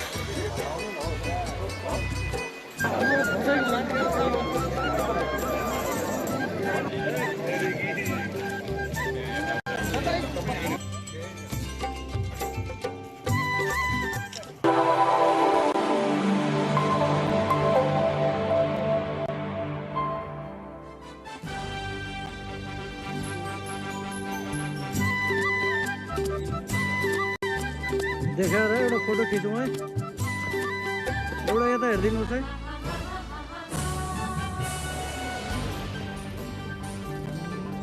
okay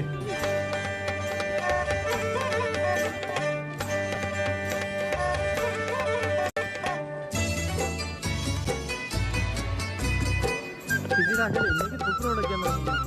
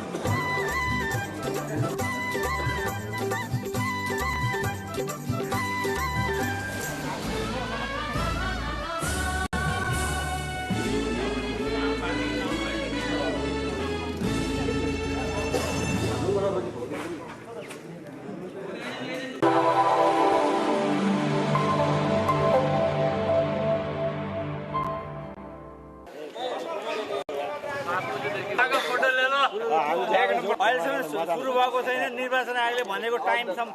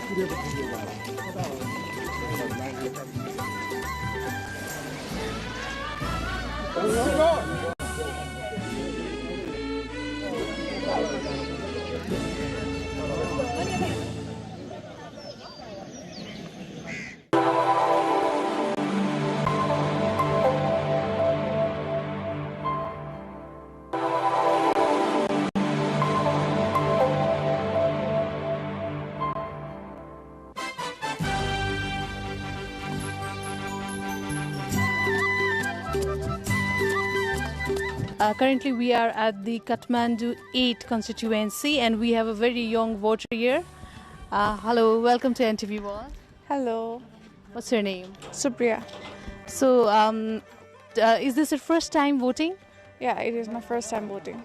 What motivated for you to come here and cast your vote? I would say the opportunity itself, because I could not vote before this because of my age, but now I get the opportunity to vote and I'm really happy for the opportunity. And I did find some interesting people. It was a fun experience. So do you think election this time will bring some transformation, some historic change in Nepal's political landscape? I would certainly hope so, because so many people sacrificed their life for us to have this day, and I hope that the government will honor them and do good going forward. Have you finished casting your vote? Yes, I voted. How was the experience? It's good because it's a temporal election, so that we can choose our right candidate. It's a moment of pride. Did you research and studied about parties' manifestos, their agendas before coming here and casted your vote? Yeah, I read manifesto of all parties. I know every candidates. Although I am public health specialist, but I have keen interest in politics also. So I did all research, all findings, and concluded my vote in ballot box. What do you have to say about the security arrangements inside the polling centers? It's very safe. Security is very good. All management is also very good. And within 5 minutes, I completed all my processes. So that is excellent management.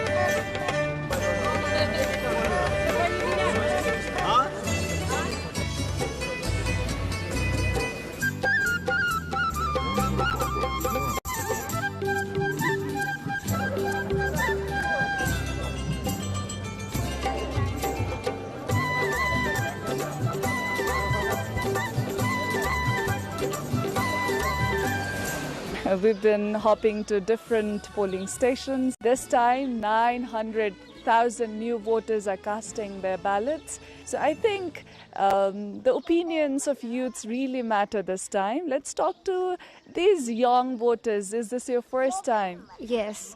Yes. How did you feel casting your ballot? What was the experience like? I was kind of excited and nervous at the same time because it was my first time, so yeah. Yeah, I was also pretty nervous about it, but after all, I'm hoping for the change in the nation. So, what motivated you to cast ballot this time? Was it just because it is your responsibility as a citizen, or because of the recent Gen Z movement? What do you think? Of course, it was because of the recent Gen Z movement. It was too much, like the corruption, everything, and we wanted a new change. So yeah, that's for that. Yeah, of course, it's our responsibility and also our right. We should utilize our right properly in the proper place. So, yeah, I feel like taking out all the suffocation, and then after all, I think this election will do something better. Will this election change the political structure of Nepal? How optimistic are you? If you have to rate on 10, how much would you rate? I think I'm optimistic. I'll rate 8 out of 10. Yeah, same. Same. So you're optimistic. We cannot predict the future, but we are hoping about it. So.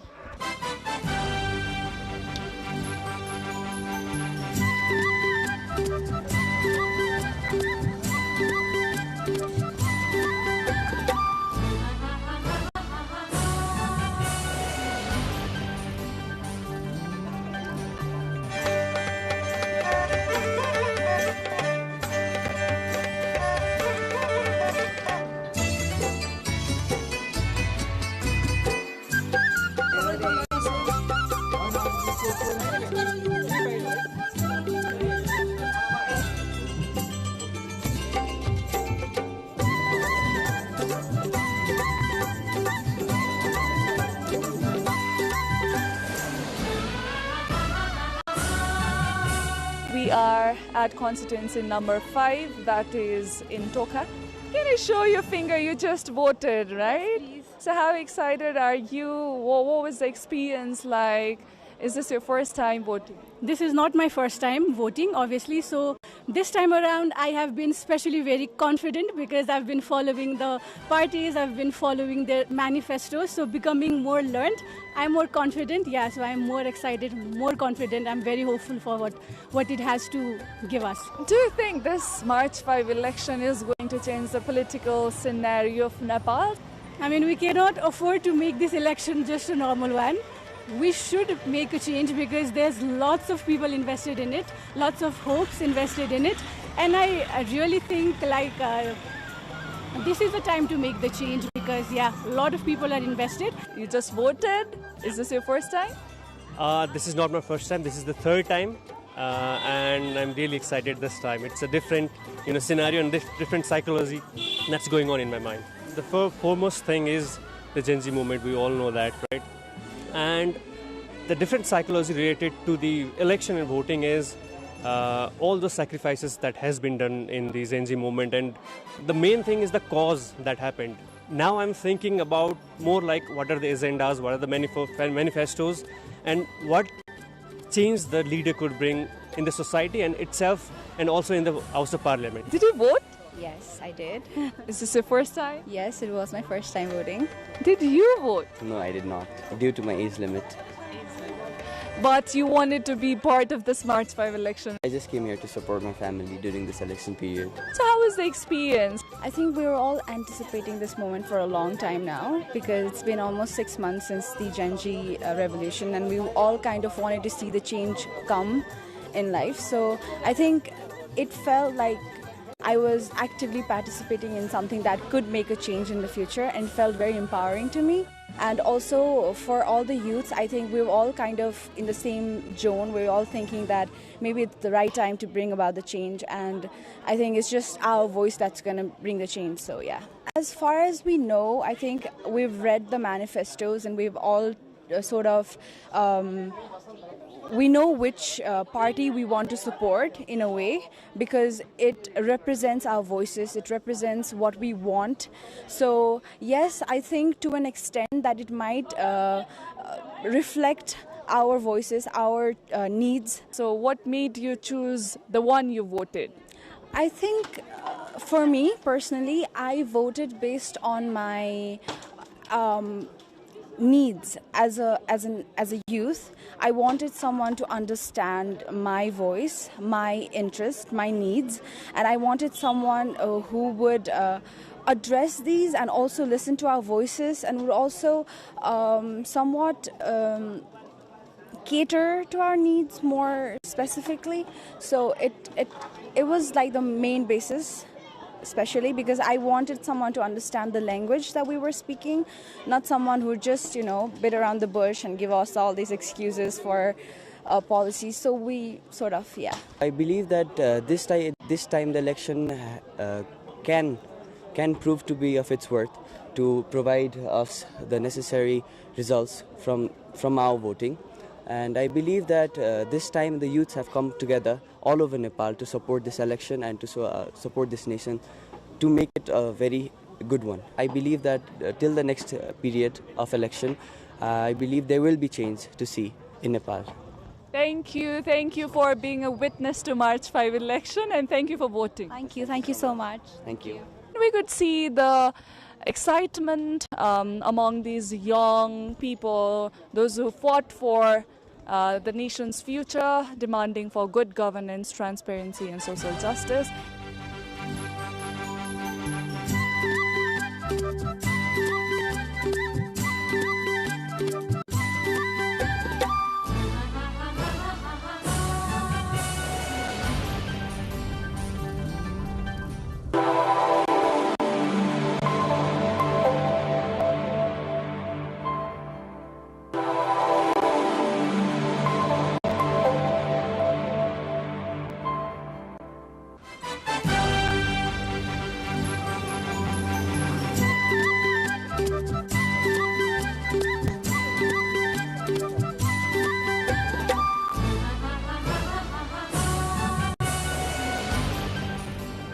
Today, March 5, marks the landmark election of Nepal. Nepal is all set for House of Representatives election, and at the background we can see our voters are all excited to cast their vote to bring the new leaders into our parliament. Today, 275 members, out of which 165 will be the representative from first past the post system and 110 from the proportional system. So we look forward to our voters and we talk with our voters now.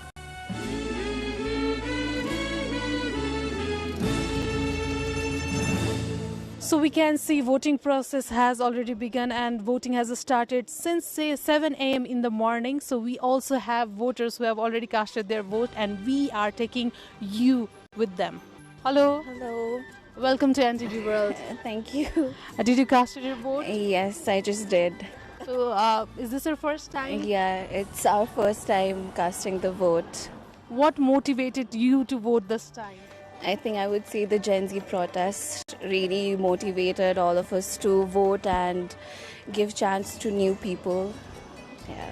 And what are you looking forward from this election?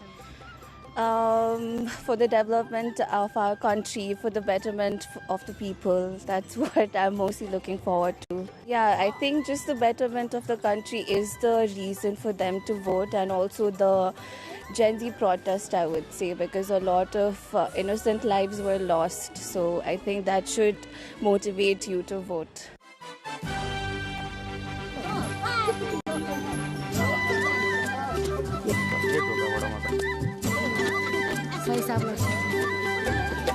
Welcome to NTV World. Hello, thank you. So, is this your first time? Yeah. How did you feel? It felt empowering and positive. Can you show your finger that you voted? First time voter. Yeah.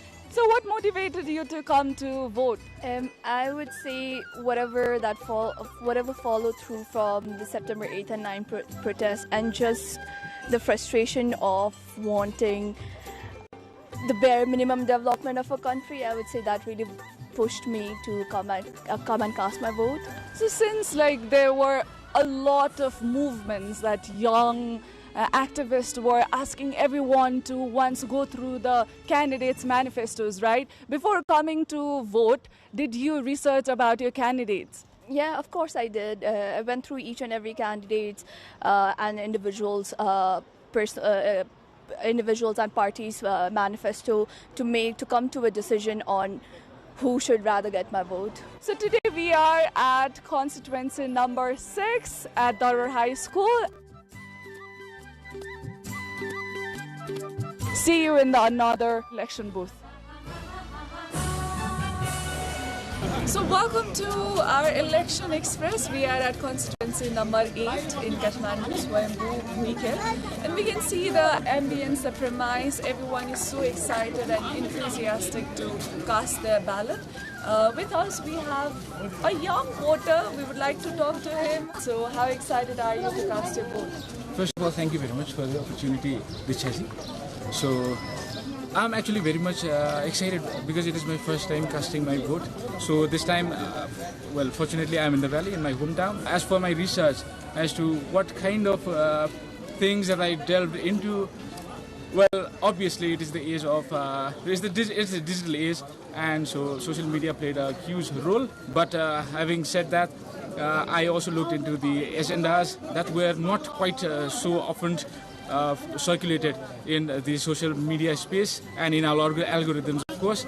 But like I delved into the websites of those political parties, obviously the major ones. They've come with full research and preparation to cast their ballots because, you know, the future of nation is in voters' hands, especially the young voters. This time, 900,000 young voters are coming to cast their ballot.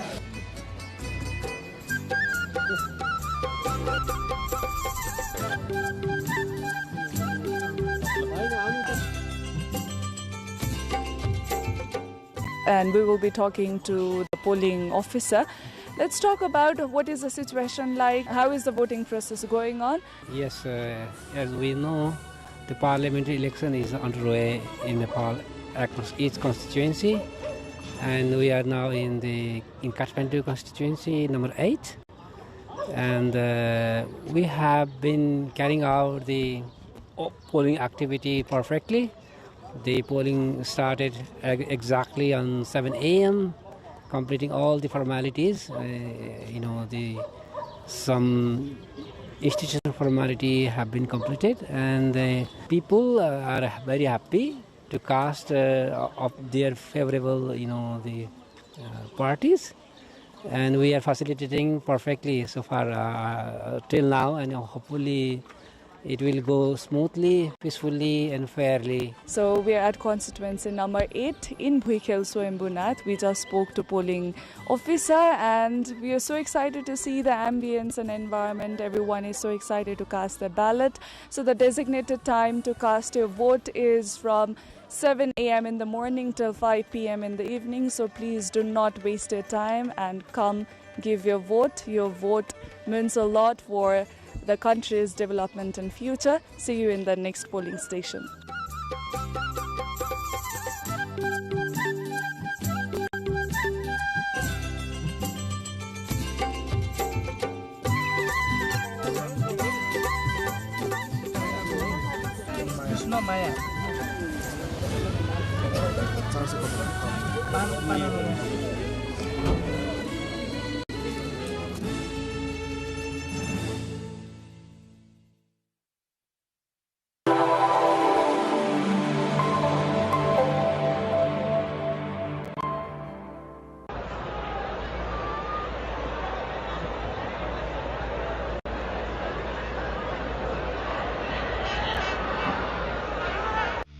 Only after 6 decades of the institutional development of the now popular game of cricket did Nepal get the opportunity to play in the World Cup. Although cricket was introduced in Nepal during the Rana regime, the sport was confined to a limited number of people, namely the elite. It all started with equipment brought by students returning from their studies in Britain and India. Although Cricket Association of Nepal (CAN) was established in 1947, cricket remained centered among a few affluent individuals and in limited tournaments for a long time. Starting with the Bishnu Trophy in 1948, tournaments were limited to competitions like the Madan Memorial Sealed, Jugal Kishore Trophy, Rammani Trophy and later the Jai Trophy. Even as the sport expanded outside Kathmandu Valley, it took decades for cricket to develop at the grassroots level. After the International Cricket Council (ICC) granted Nepal affiliate membership in 1988, Nepali cricket embarked on its international journey. The rule of mandatory participation in tournaments by the ICC and the Asian Cricket Council (ACC) opened doors to international competition for Nepal. After participating in the Under-19 Asian tournament in Hong Kong in 1996, Nepal has not looked back. Winning titles at the Asian and global levels, Nepali cricket team continues its journey towards the pinnacle of world cricket.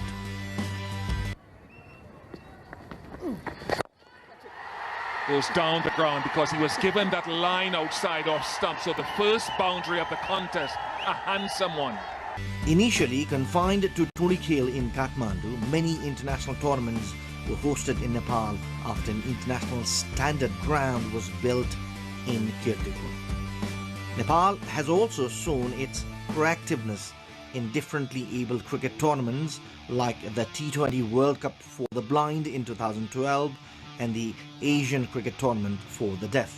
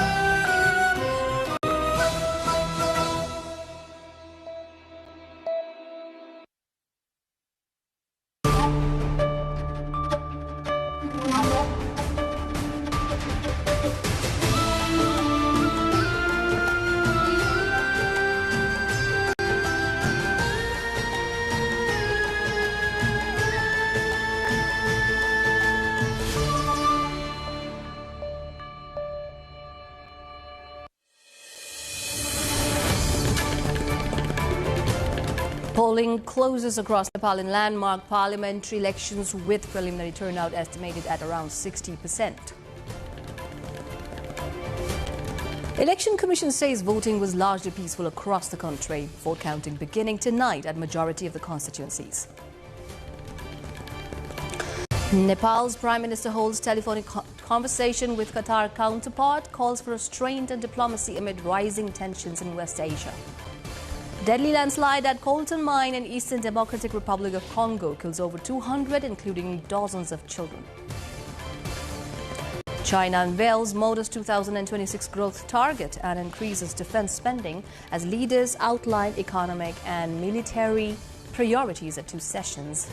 And England chasing 254 runs target given by defending champions India in high-stakes T20 World Cup semi-final at Mumbai's Wankhede Stadium.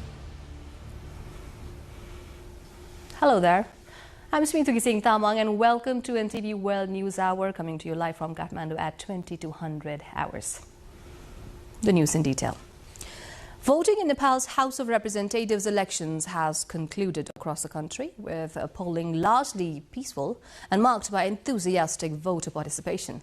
Polls opened at 7 in the morning and closed at 5 in the evening, in line with the schedule set by the Election Commission of Nepal.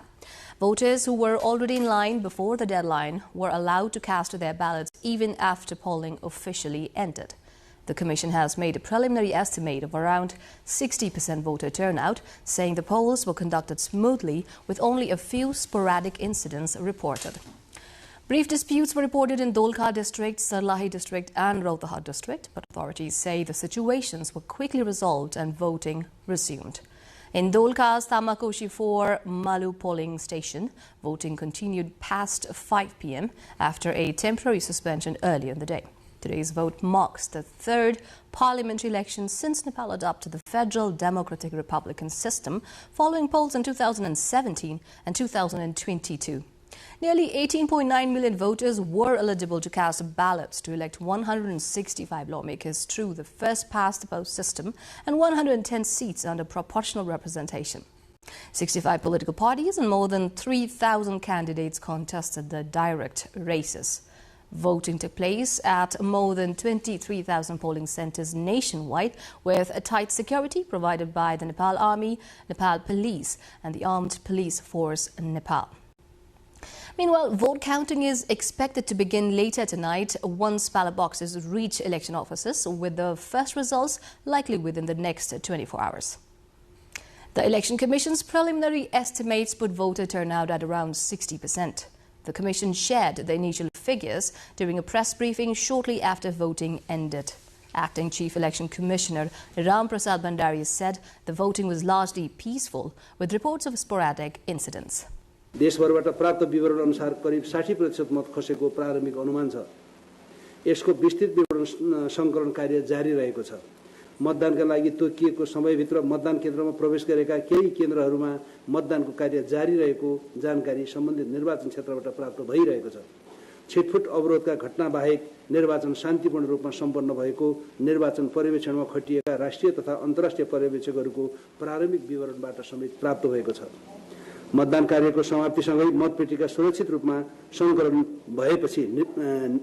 भएपछि निर्देशिका 2082 अनुसार मतगणना तत्काल सुरु हुने जानकारी गराउँदछु। More than 18.9 million voters were registered for the polls to elect 165 lawmakers under the first-past-the-post system and 110 seats through proportional representation. A total of 65 political parties and more than 3,000 candidates contested the direct races. Prime Minister Sushila Karki has held a telephonic conversation with the Prime Minister and Foreign Minister of Qatar, Sheikh Mohammed bin Abdul Rahman Al Thani, discussing recent developments in the West Asia region. According to the Prime Minister's Secretariat, Karki thanked the Qatari government for ensuring the safety and protection of around 360,000 Nepali citizens living in Qatar. She said Nepal is closely monitoring the evolving situation and stressed that all parties should exercise restraint, avoid further escalation and ensure the safety of civilians. The Prime Minister also emphasized the importance of respecting the United Nations Charter, international law and humanitarian principles, including the Geneva Conventions. Prime Minister Karki said dialogue and diplomacy remain the only path towards a durable peace. Both leaders also expressed hope that Nepal-Qatar relations will continue to expand through high-level visits, socio-economic cooperation and closer people-to-people ties. More than 200 people, including around 70 children, have been killed after a landslide triggered the collapse of a mining site in Eastern Democratic Republic of the Congo. The disaster struck Tuesday in the town of Rubaya, the country's largest source of coltan, a mineral widely used in the global electronics industry. Authorities say heavy rains caused the landslide but have also blamed the rebel group March 23 movement, or M23, accusing them of allowing unsafe and illegal mining in the area they control. The rebels have not officially responded, though a local source told media the collapse was linked to government attacks and claimed only 6 people were killed. The Congolese government has yet to comment on that claim. China has established a 2026 growth target of 4.5 to 5%, marking its lowest annual goal in decades, excluding the pandemic-disrupted year of 2020. Unveiled at the Two Sessions parliamentary gathering, this target reflects Beijing's urgent need to address a stagnant property market and sluggish domestic consumption. It announced a 7% boost to its 2026 defense budget, totaling $276.8 billion, as it seeks to modernize the People's Liberation Army and counter United States influence in the Pacific.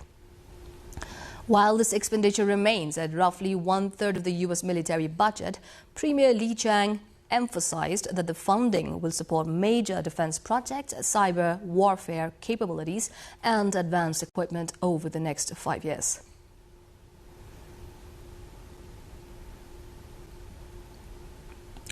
India posted a massive 253-4-7 in their 20 overs against England in the second semi-final of the ICC Men's T20 World Cup 2026 at Wankhede Stadium, Mumbai.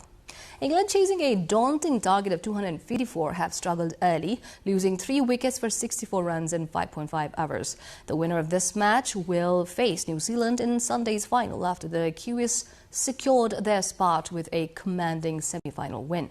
This contest marks the 3rd consecutive T20 World Cup semi-final between India and England, highlighting one of cricket's most intense recent rivalries.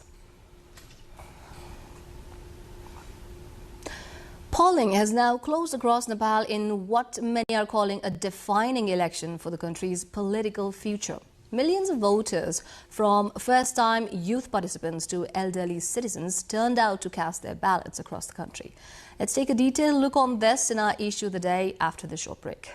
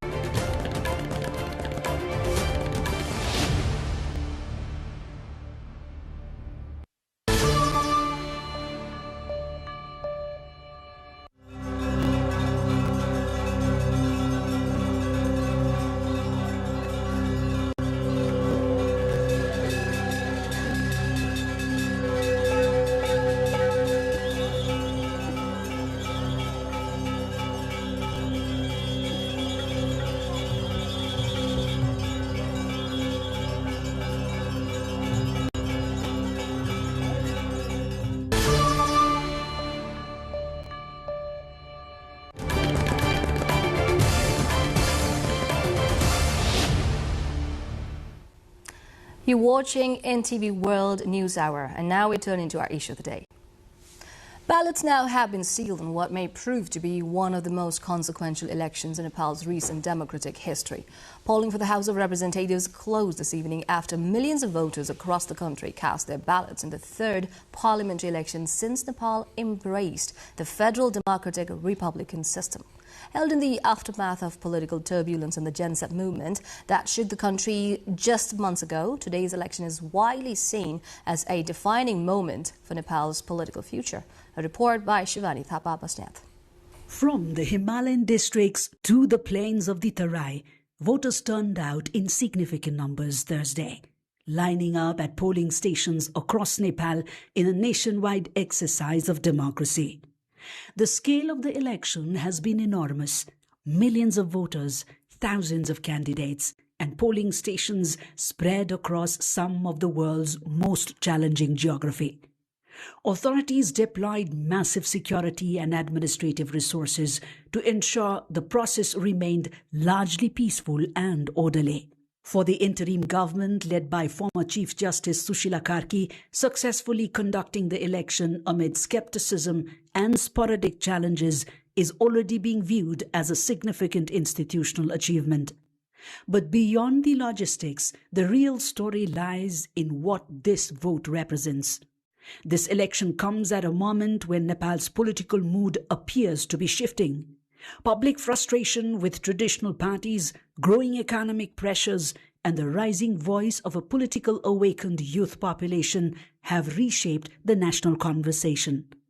The Gen Z-led protest earlier this year amplified demands for accountability, reform, and a break from entrenched political patterns. And that is precisely why this election has drawn unusual international attention. Rarely does Nepal hit global political headlines, but when it does, its developments often echo far beyond its borders. Across South Asia as well, the past few years have seen dramatic political upheavals, from economic collapse to mass protest and electoral shake-ups as well, which have largely challenged the long-standing political establishments.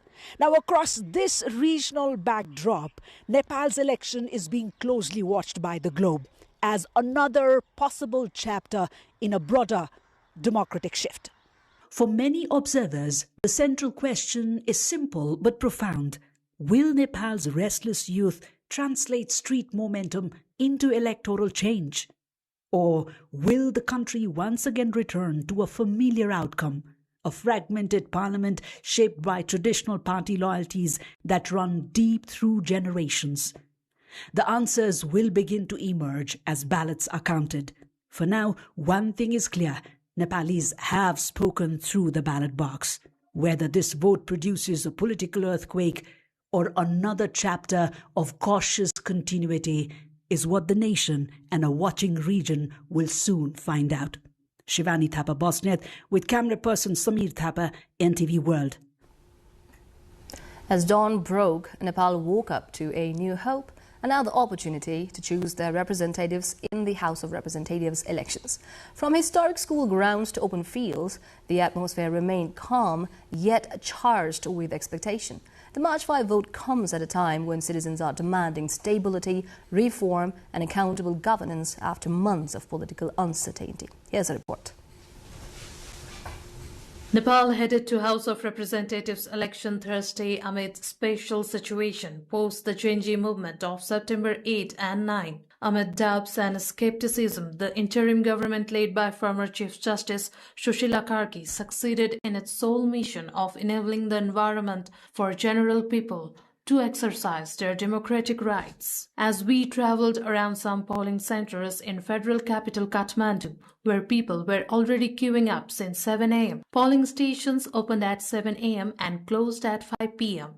At Kathmandu Darbar High School in Kathmandu, constituency number 6, voters were seen standing in queues even before polling officially began. Separate lines for men and women were clearly arranged, and priority provisions were in place for senior citizens, persons with disabilities, pregnant women, and mothers with infants. Security personnel were deployed and election staff were guiding voters smoothly throughout the process. The people are very happy to cast of their favorable, parties, and we are facilitating perfectly so far till now, and hopefully it will go smoothly, peacefully, and fairly in the upcoming hours. In Swayambhu, Bhuikhel under Kathmandu, constituency number 8, polling completed in calm environment. Security is very good.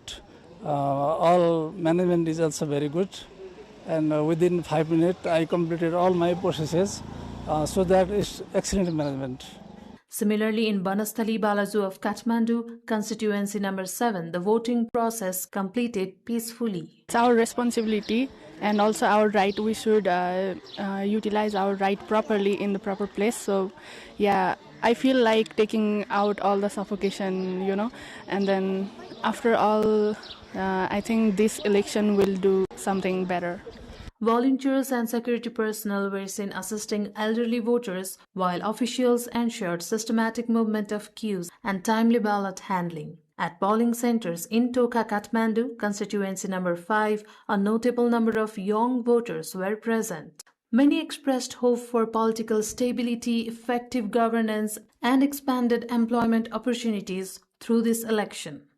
Thinking about the welfare of not of individual and all about the country, and basically for me it's who loves the country.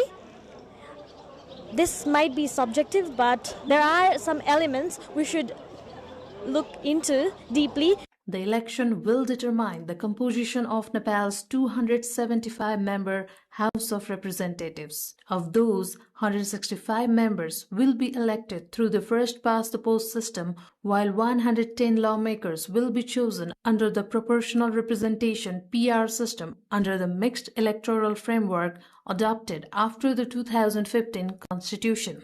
As voting concludes nationwide, citizens say they expect the new government to prioritize good governance, control corruption, create employment opportunities, and improve the overall quality of life. With polling completed across the country, all the results of 165 constituencies are expected to be made public within a couple of days.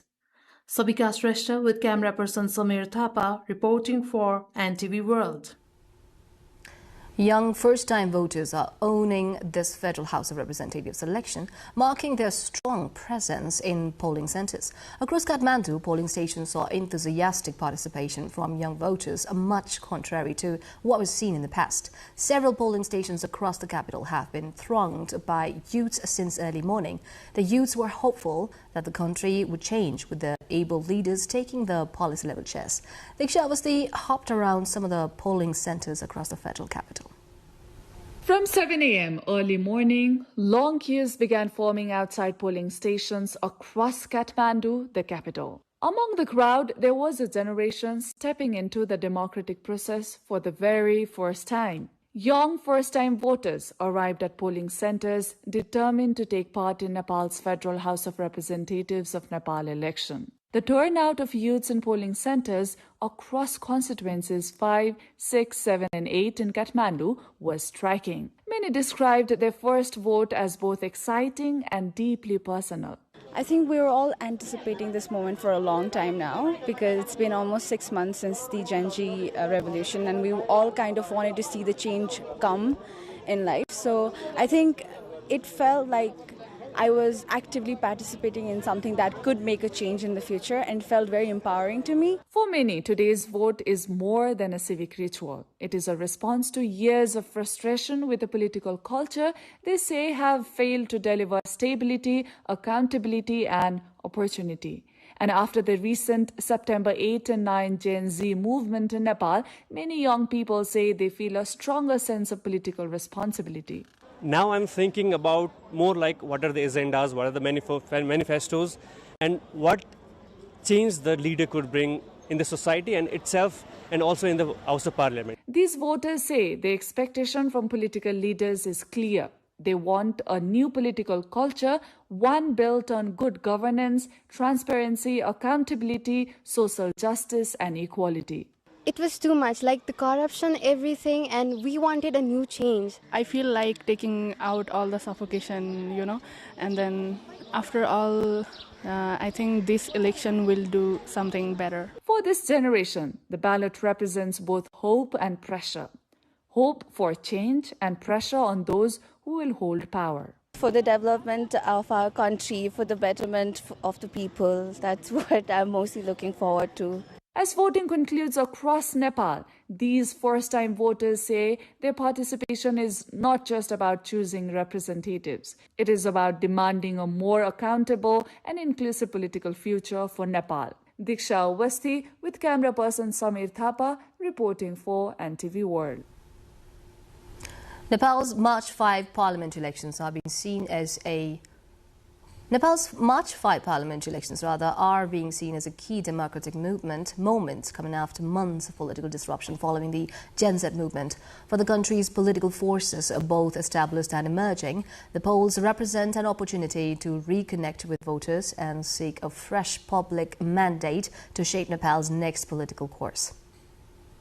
Top political leaders were seen casting their ballots across the country on Thursday, a participation widely viewed as symbolic of the effort to reaffirm democratic legitimacy through the people's vote. Prime Minister Sushila Karki voted from Kathmandu Constituency 5. Following her voting, she expressed her joy at the enthusiastic conduct of the election. Former Prime Minister and Chairman of the CPN-UML KP Sharma Oli voted from Bhaktapur.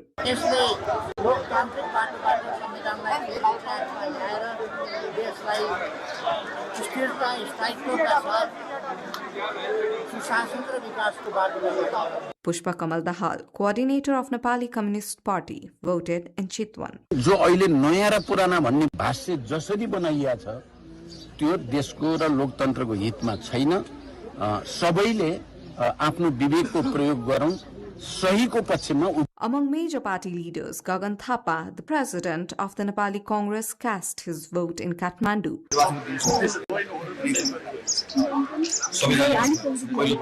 From newer political forces, Rabi Lamichhane, chairman of the Rashtriya Swatantra Party, voted in Kathmandu. अब नागरिकको हातमा छ मुलुकलाई कस्तो बनाउने कस्तो नेतृत्व छान्ने कसलाई लिएर जाने. While contesting from Jhapa, former mayor of Kathmandu, Balendra Shah, cast his vote in Kathmandu too. Several other senior leaders and former prime ministers also cast their ballots from their respective constituencies, highlighting broad participation across Nepal's political spectrum. Former Prime Minister Sher Bahadur Deuba, however, did not take part in the election as he is currently undergoing medical treatment abroad. Centenarian voters across Nepal have drawn attention during today's parliamentary elections after casting their ballots in different parts of the country. In Tanahu district, 107-year-old Ganesh Bahadur Rawat voted at his local polling station. In Mechinagar, 104-year-old Tulsa Koirala arrived with family members to cast a ballot. Officials say 102-year-old Tika Datta Paudal also voted in Hetauda, while in Kathmandu, 90-year-old Shanta Regmi expressed hopes for improving employment opportunities in the country. Meanwhile, 105-year-old Chandra Bahadur Khadka was among the first voters at a polling centre in Budanilkanta. Election officials say voting remained peaceful across all 77 districts and polls taking place after last year's Gen Z protests in Nepal. Prison inmates have also exercised their voting rights in today's parliamentary elections. Authorities say inmates whose names appear on the voter roll were able to vote under the proportional representation system through temporary polling centres established inside correctional facilities. At the central jail, 231 inmates cast their ballots, while 75 inmates voted at Nakku jail, according to polling officials. Nepal currently has around 75 prison facilities across 72 districts, housing more than 29,000 inmates. Officials say the arrangement was aimed at ensuring eligible prisoners are able to participate in the electoral process. Locals in Dang district's Babai rural municipality boycotted the election. At the Janta Basic School polling centre in Ward number 1, only 10 votes were cast until afternoon, of which 5 are men and 5 women out of 682 registered voters. Meanwhile, at the Deuti Secondary School polling centre in Ward number 7, Malaikola, not a single vote has been cast since polls opened at 7 a.m. Election officials say the boycott stems from long-standing grievances, including demands for settlement relocation and dissatisfaction with government response.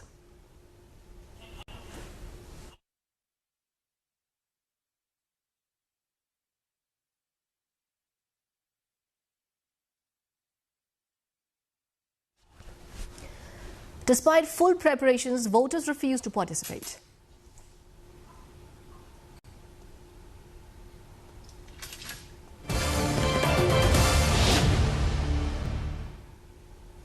And that concludes our issue of the day. On to the next segment now.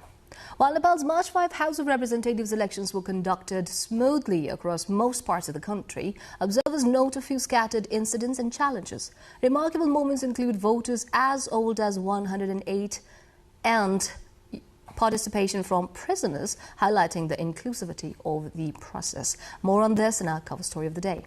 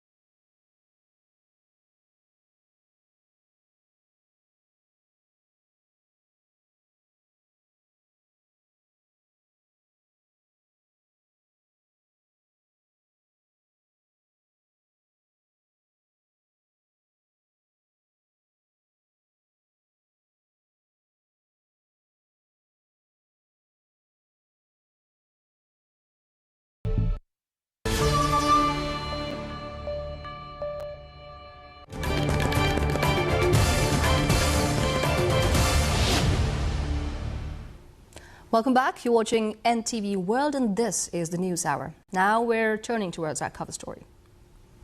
Nepal's March 5 parliament elections unfolded in a largely calm and orderly environment, according to preliminary assessments by national and international observer missions. Monitoring teams reported efficient voting procedures and a strong security presence across many polling centres, however also pointed to gaps in accessibility for elderly and disabled voters and noted that some observers faced restrictions while monitoring polling stations. April Agasing Lama brings a report.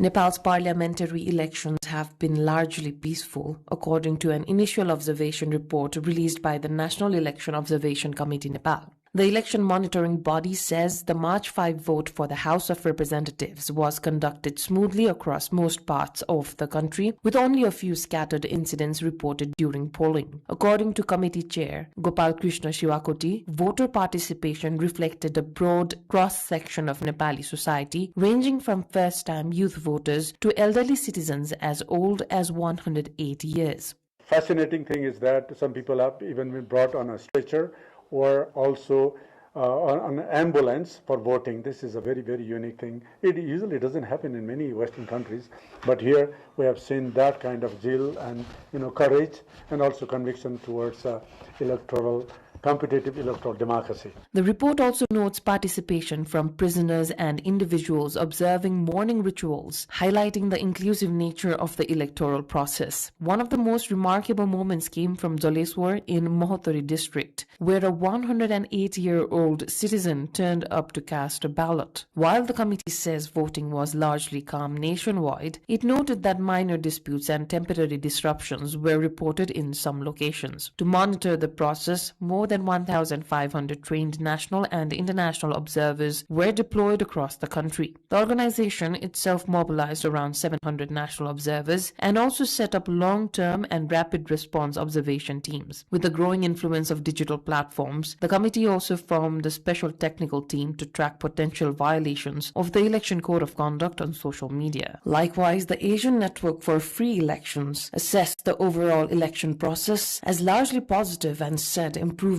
in accessibility, observer access, and coordination with security personnel could strengthen future elections. Meanwhile, the Election Commission of Nepal authorized 39 national and 4 international organizations to observe the polls. The preliminary findings suggest the elections were conducted in a largely orderly manner, marking another step in Nepal's democratic process. While the parliament elections were conducted in a largely peaceful manner, election observers say more work is needed to improve infrastructure and accessibility to make the voting process fully inclusive. National and international observers of today's election noted that despite authorities making efforts within the available resources, many elderly voters and people with special needs face difficulties due to inadequate infrastructure. Let's have a look at what they say. Of course, based from ANFREL observation for election day, we found the election day peaceful and orderly, and at the same time, it is due to the high visible deployment of security personnel. But we also noted some problems when it comes to accessibility and inclusion, especially with the voting of persons with disability, elderly voters, and at the same time, observer access and observer conditions. The election has been by and large very peaceful, orderly, and participatory as well, with some exceptional cases of incidences of violence and some irregularities and some problem in the overall election management and administration.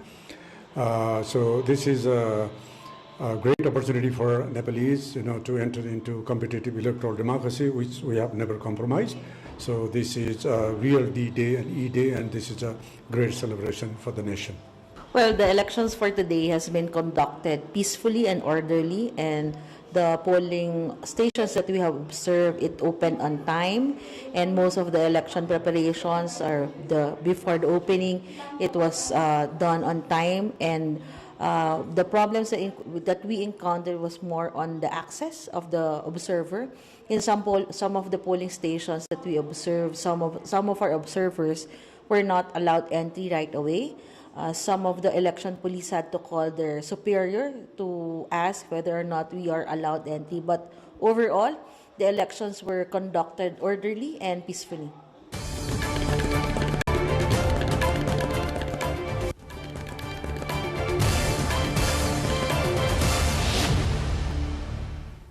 And that wraps up our cover story of the day. And now it's time for our international updates. But before that, let's have a quick look at our headlines once.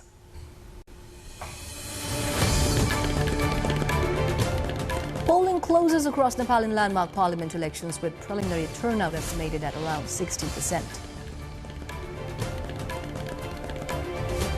Election Commission says voting was largely peaceful across the country, vote counting beginning tonight at majority of the constituencies. Nepal's Prime Minister holds telephonic conversation with Qatari counterpart, calls for restraint and diplomacy amid rising tensions in West Asia. Deadly landslide at Colton Mine in Eastern Democratic Republic of Congo kills over 200, including dozens of children. China unveils modest 2026 growth target and increases defense spending as leaders outline economic and military priorities at 2 sessions. And England chasing 254 runs target given by defending champions India in high-stakes T20 World Cup semi-final at Mumbai's Wankhede.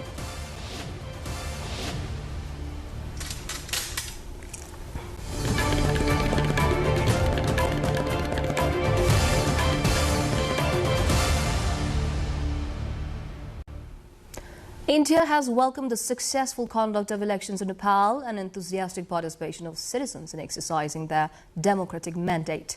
Official spokesperson for India's Ministry of External Affairs, Randhir Jaiswal, said India congratulates Prime Minister Sushila Karki, the government and the people of Nepal, as well as various stakeholders for successfully holding these polls, which took place against the backdrop of exceptional circumstances last year.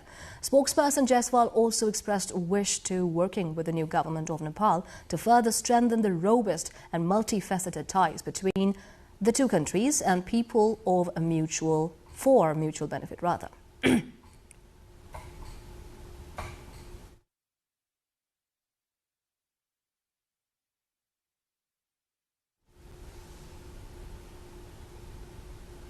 As the conflict between Iran and Israel enters its 6th day, the conflict has escalated into a chaotic regional crisis.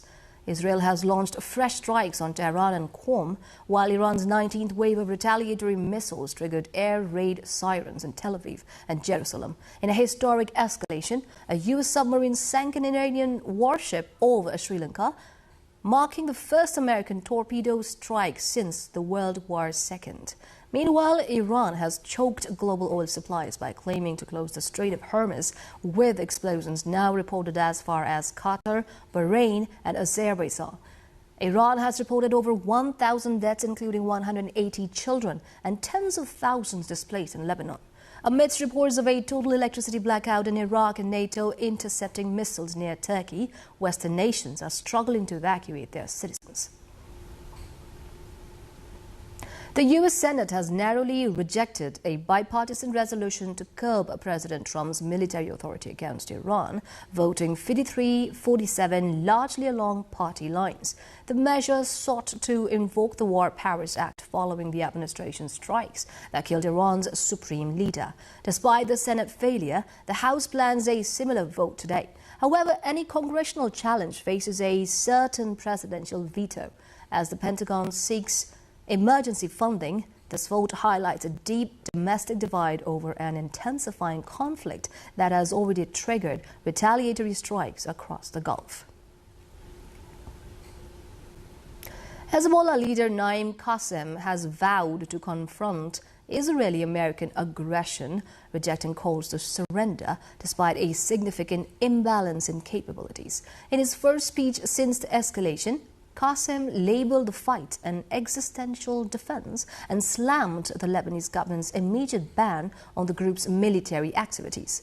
As Israel's campaign displaces thousands, Qassem maintains that Hezbollah's weaponry is a legitimate right and not up for negotiation.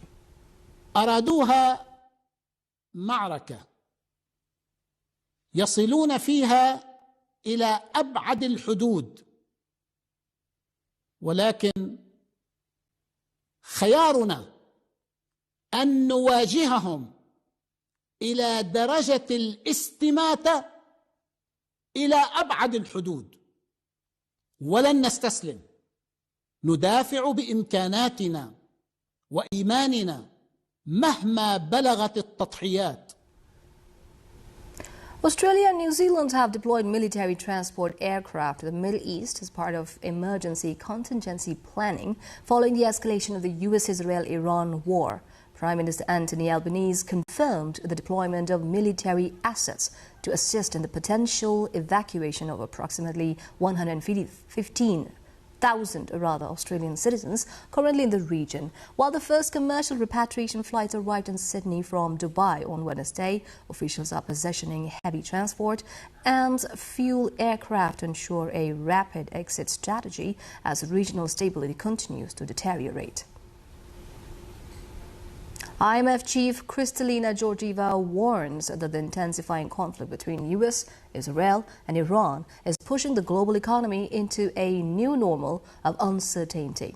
With oil prices soaring and markets in turmoil, she cautioned that a prolonged war could trigger a global spike in inflation and threaten energy security, particularly in Asia. Georgieva stressed that the world is entering a period of prolonged flux, making an immediate end to the hostilities vital for global stability. For most of Asia, what is at stake is energy security. And through that confidence, we have seen stock markets jumping on the roller coaster over the last couple of days. So the sooner we see end of calamity, the better for the whole world. North Korean leader Kim Jong-un has overseen tests of the new Choihyun-class nuclear-capable destroyers, declaring a radical change in the country's maritime sovereignty. This naval show of force comes as Pyongyang condemns the US-Israeli offensive in Iran as illegal aggression. Analysts suggest Kim is utilizing these tests to signal strength ahead of upcoming US-South Korea military drills, even as the Trump administration weighs a potential summit later this year. Kim has signaled a willingness to get along with Washington, provided the U.S. formally accepts North Korea's status as a nuclear-armed power.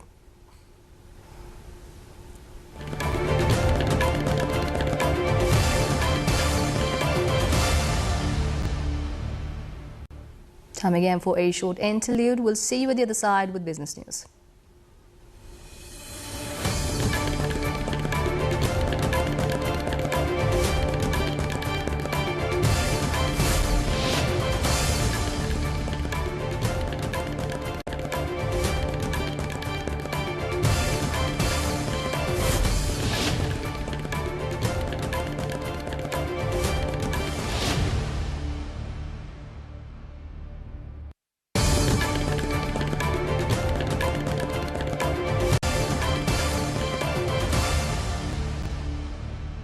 China has established a 2026 growth target of 4.5 to 5%, marking its lowest annual goal in decades, excluding the pandemic-disrupted year of 2020. Unveiled at the Two Sessions parliamentary gathering, this target reflects Beijing's urgent need to address a stagnant property market and sluggish domestic consumption. To stabilize the economy, leadership is signaling a strategic shift away from a traditional reliance on manufacturing and exports, pivoting instead toward a consumption-based growth model.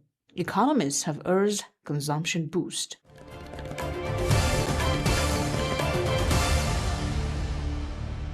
Western stock markets rebounded on Wednesday as oil prices stabilized despite a catastrophic day for Asian exchange, while Wall Street rose up to 1.3% following strong U.S. economic data and U.S. President Trump's pledge to escort tankers through the Strait of Hormuz. Asian markets buckled under energy fears. South Korea's Kospi collapsed 12%, its worst drop since 2008, as shipping through the strait fell by 90%. Analysts warn, while the West is breathing a sigh of relief, the region's heavy reliance on Middle Eastern fuel keeps Asian markets in a state of high alarm.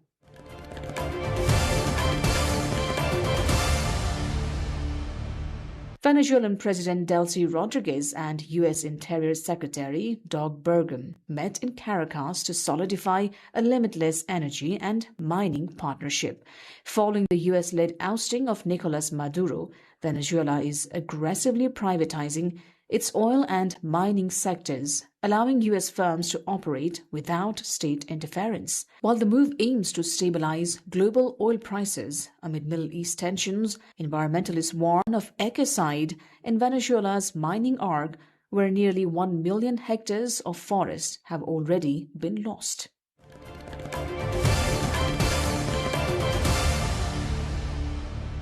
A massive failure at the Antonio Guterres power plant has plunged two-thirds of Cuba into darkness, cutting power to Havana and knocking national broadcasts offline. This marks the fifth total grid collapse since late 2024, fueled by aging infrastructure and severe fuel shortages following a U.S. energy blockade on Venezuelan oil.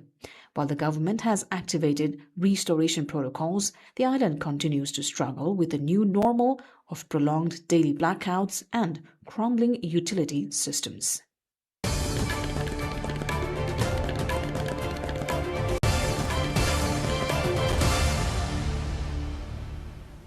Now the sports update.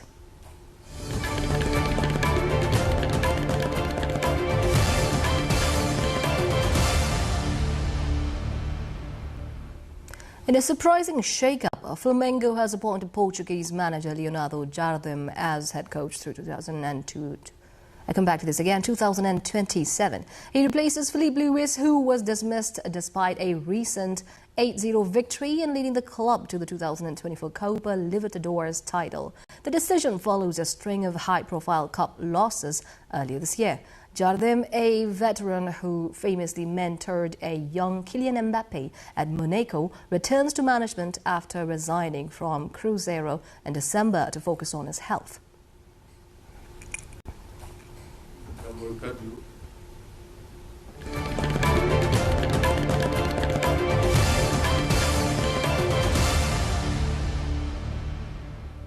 And now the weather updates, first from Nepal and then across the world.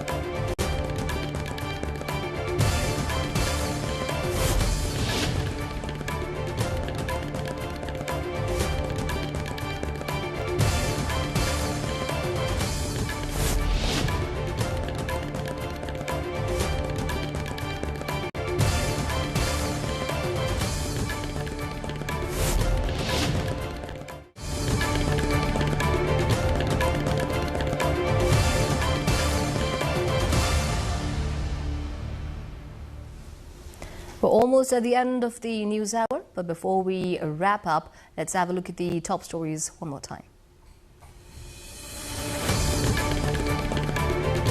Polling closes across Nepal in landmark parliament elections with preliminary turnout estimated at around 60%. Election Commission says voting was largely peaceful across the country, vote counting beginning tonight, a majority of the constituencies. Nepal's Prime Minister holds telephonic conversation with Qatari counterpart, calls for restraint and diplomacy amid rising tensions in West Asia. Deadly landslide at Coltan mine in Eastern Democratic Republic of Congo kills over 200, including dozens of children.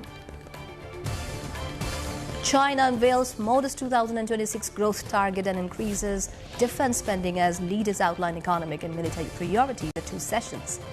And England chasing 254 runs target given by defending champions India in high-stakes T20 World Cup semi-final at Mumbai's Wankhede Stadium.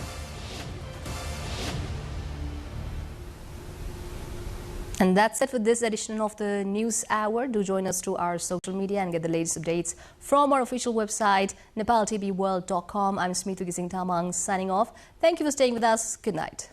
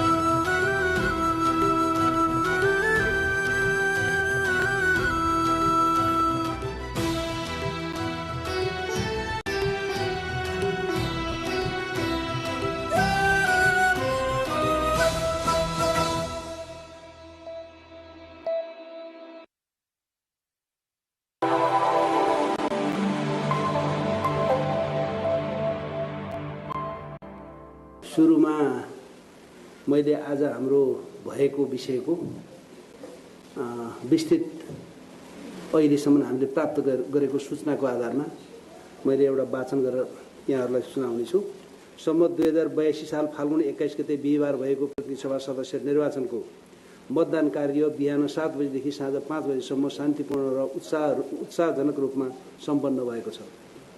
विशिष्ट परिस्थितिमा घोषणा भएको निर्वाचन तोकिएकै मितिमा उत्साहजनक रूपमा सम्पन्न गराउने कार्य आफैमा चुनौतीपूर्ण थियो।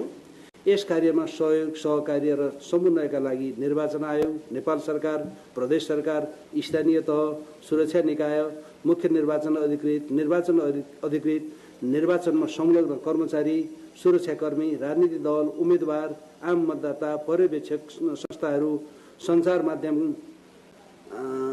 तथा सम्पूर्ण सरकारवालाहरूमा हार्दिक आभारसहित धन्यवाद ज्ञापन गर्दछ। देशभरबाट प्राप्त विवरण अनुसार करिब 60% मत खसेको प्रारम्भिक अनुमान छ। यसको विस्तृत विवरण सङ्कलन कार्य जारी रहेको छ। मतदानका लागि तोकिएको समयभित्र मतदान केन्द्रमा प्रवेश गरेका केही केन्द्रहरूमा मतदानको कार्य जारी रहेको जानकारी सम्बन्धित निर्वाचन क्षेत्रबाट प्राप्त भइरहेको छ। छिटफुट अवरोधका घटना बाहेक निर्वाचन शान्तिपूर्ण रूपमा सम्पन्न भएको निर्वाचन पर्यवेक्षणमा खटिएका राष्ट्रिय तथा अन्तर्राष्ट्रिय पर्यवेक्षकहरूको प्रारम्भिक विवरणबाट समेत प्राप्त भएको छ। मतदान कार्यको समाप्तिसँगै मतपेटिका सुरक्षित रूपमा सङ्कलन भएपछि निर्देशिका 2082 अनुसार मतगणना तत्काल सुरु हुने जानकारी गराउँदछु।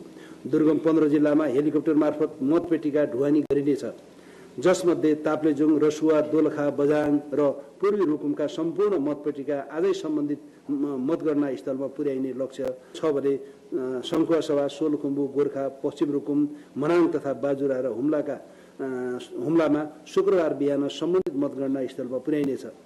प्रतिनिधिमूलक लोकतन्त्रको यस उत्सवमा सहभागी भई आफ्नो मताधिकार मार्फत प्रतिनिधि चुन्ने, कानुन निर्माण र राज्य सञ्चालन प्रक्रियामा संलग्न हुने एवं सरकार निर्माण तथा शासन सञ्चालनमा सहभागी हुने प्रक्रियालाई पूर्णता दिएकोमा सम्पूर्ण मतदातामा आयोग हार्दिक आभारसहित धन्यवाद व्यक्त गर्दछ। धन्यवाद।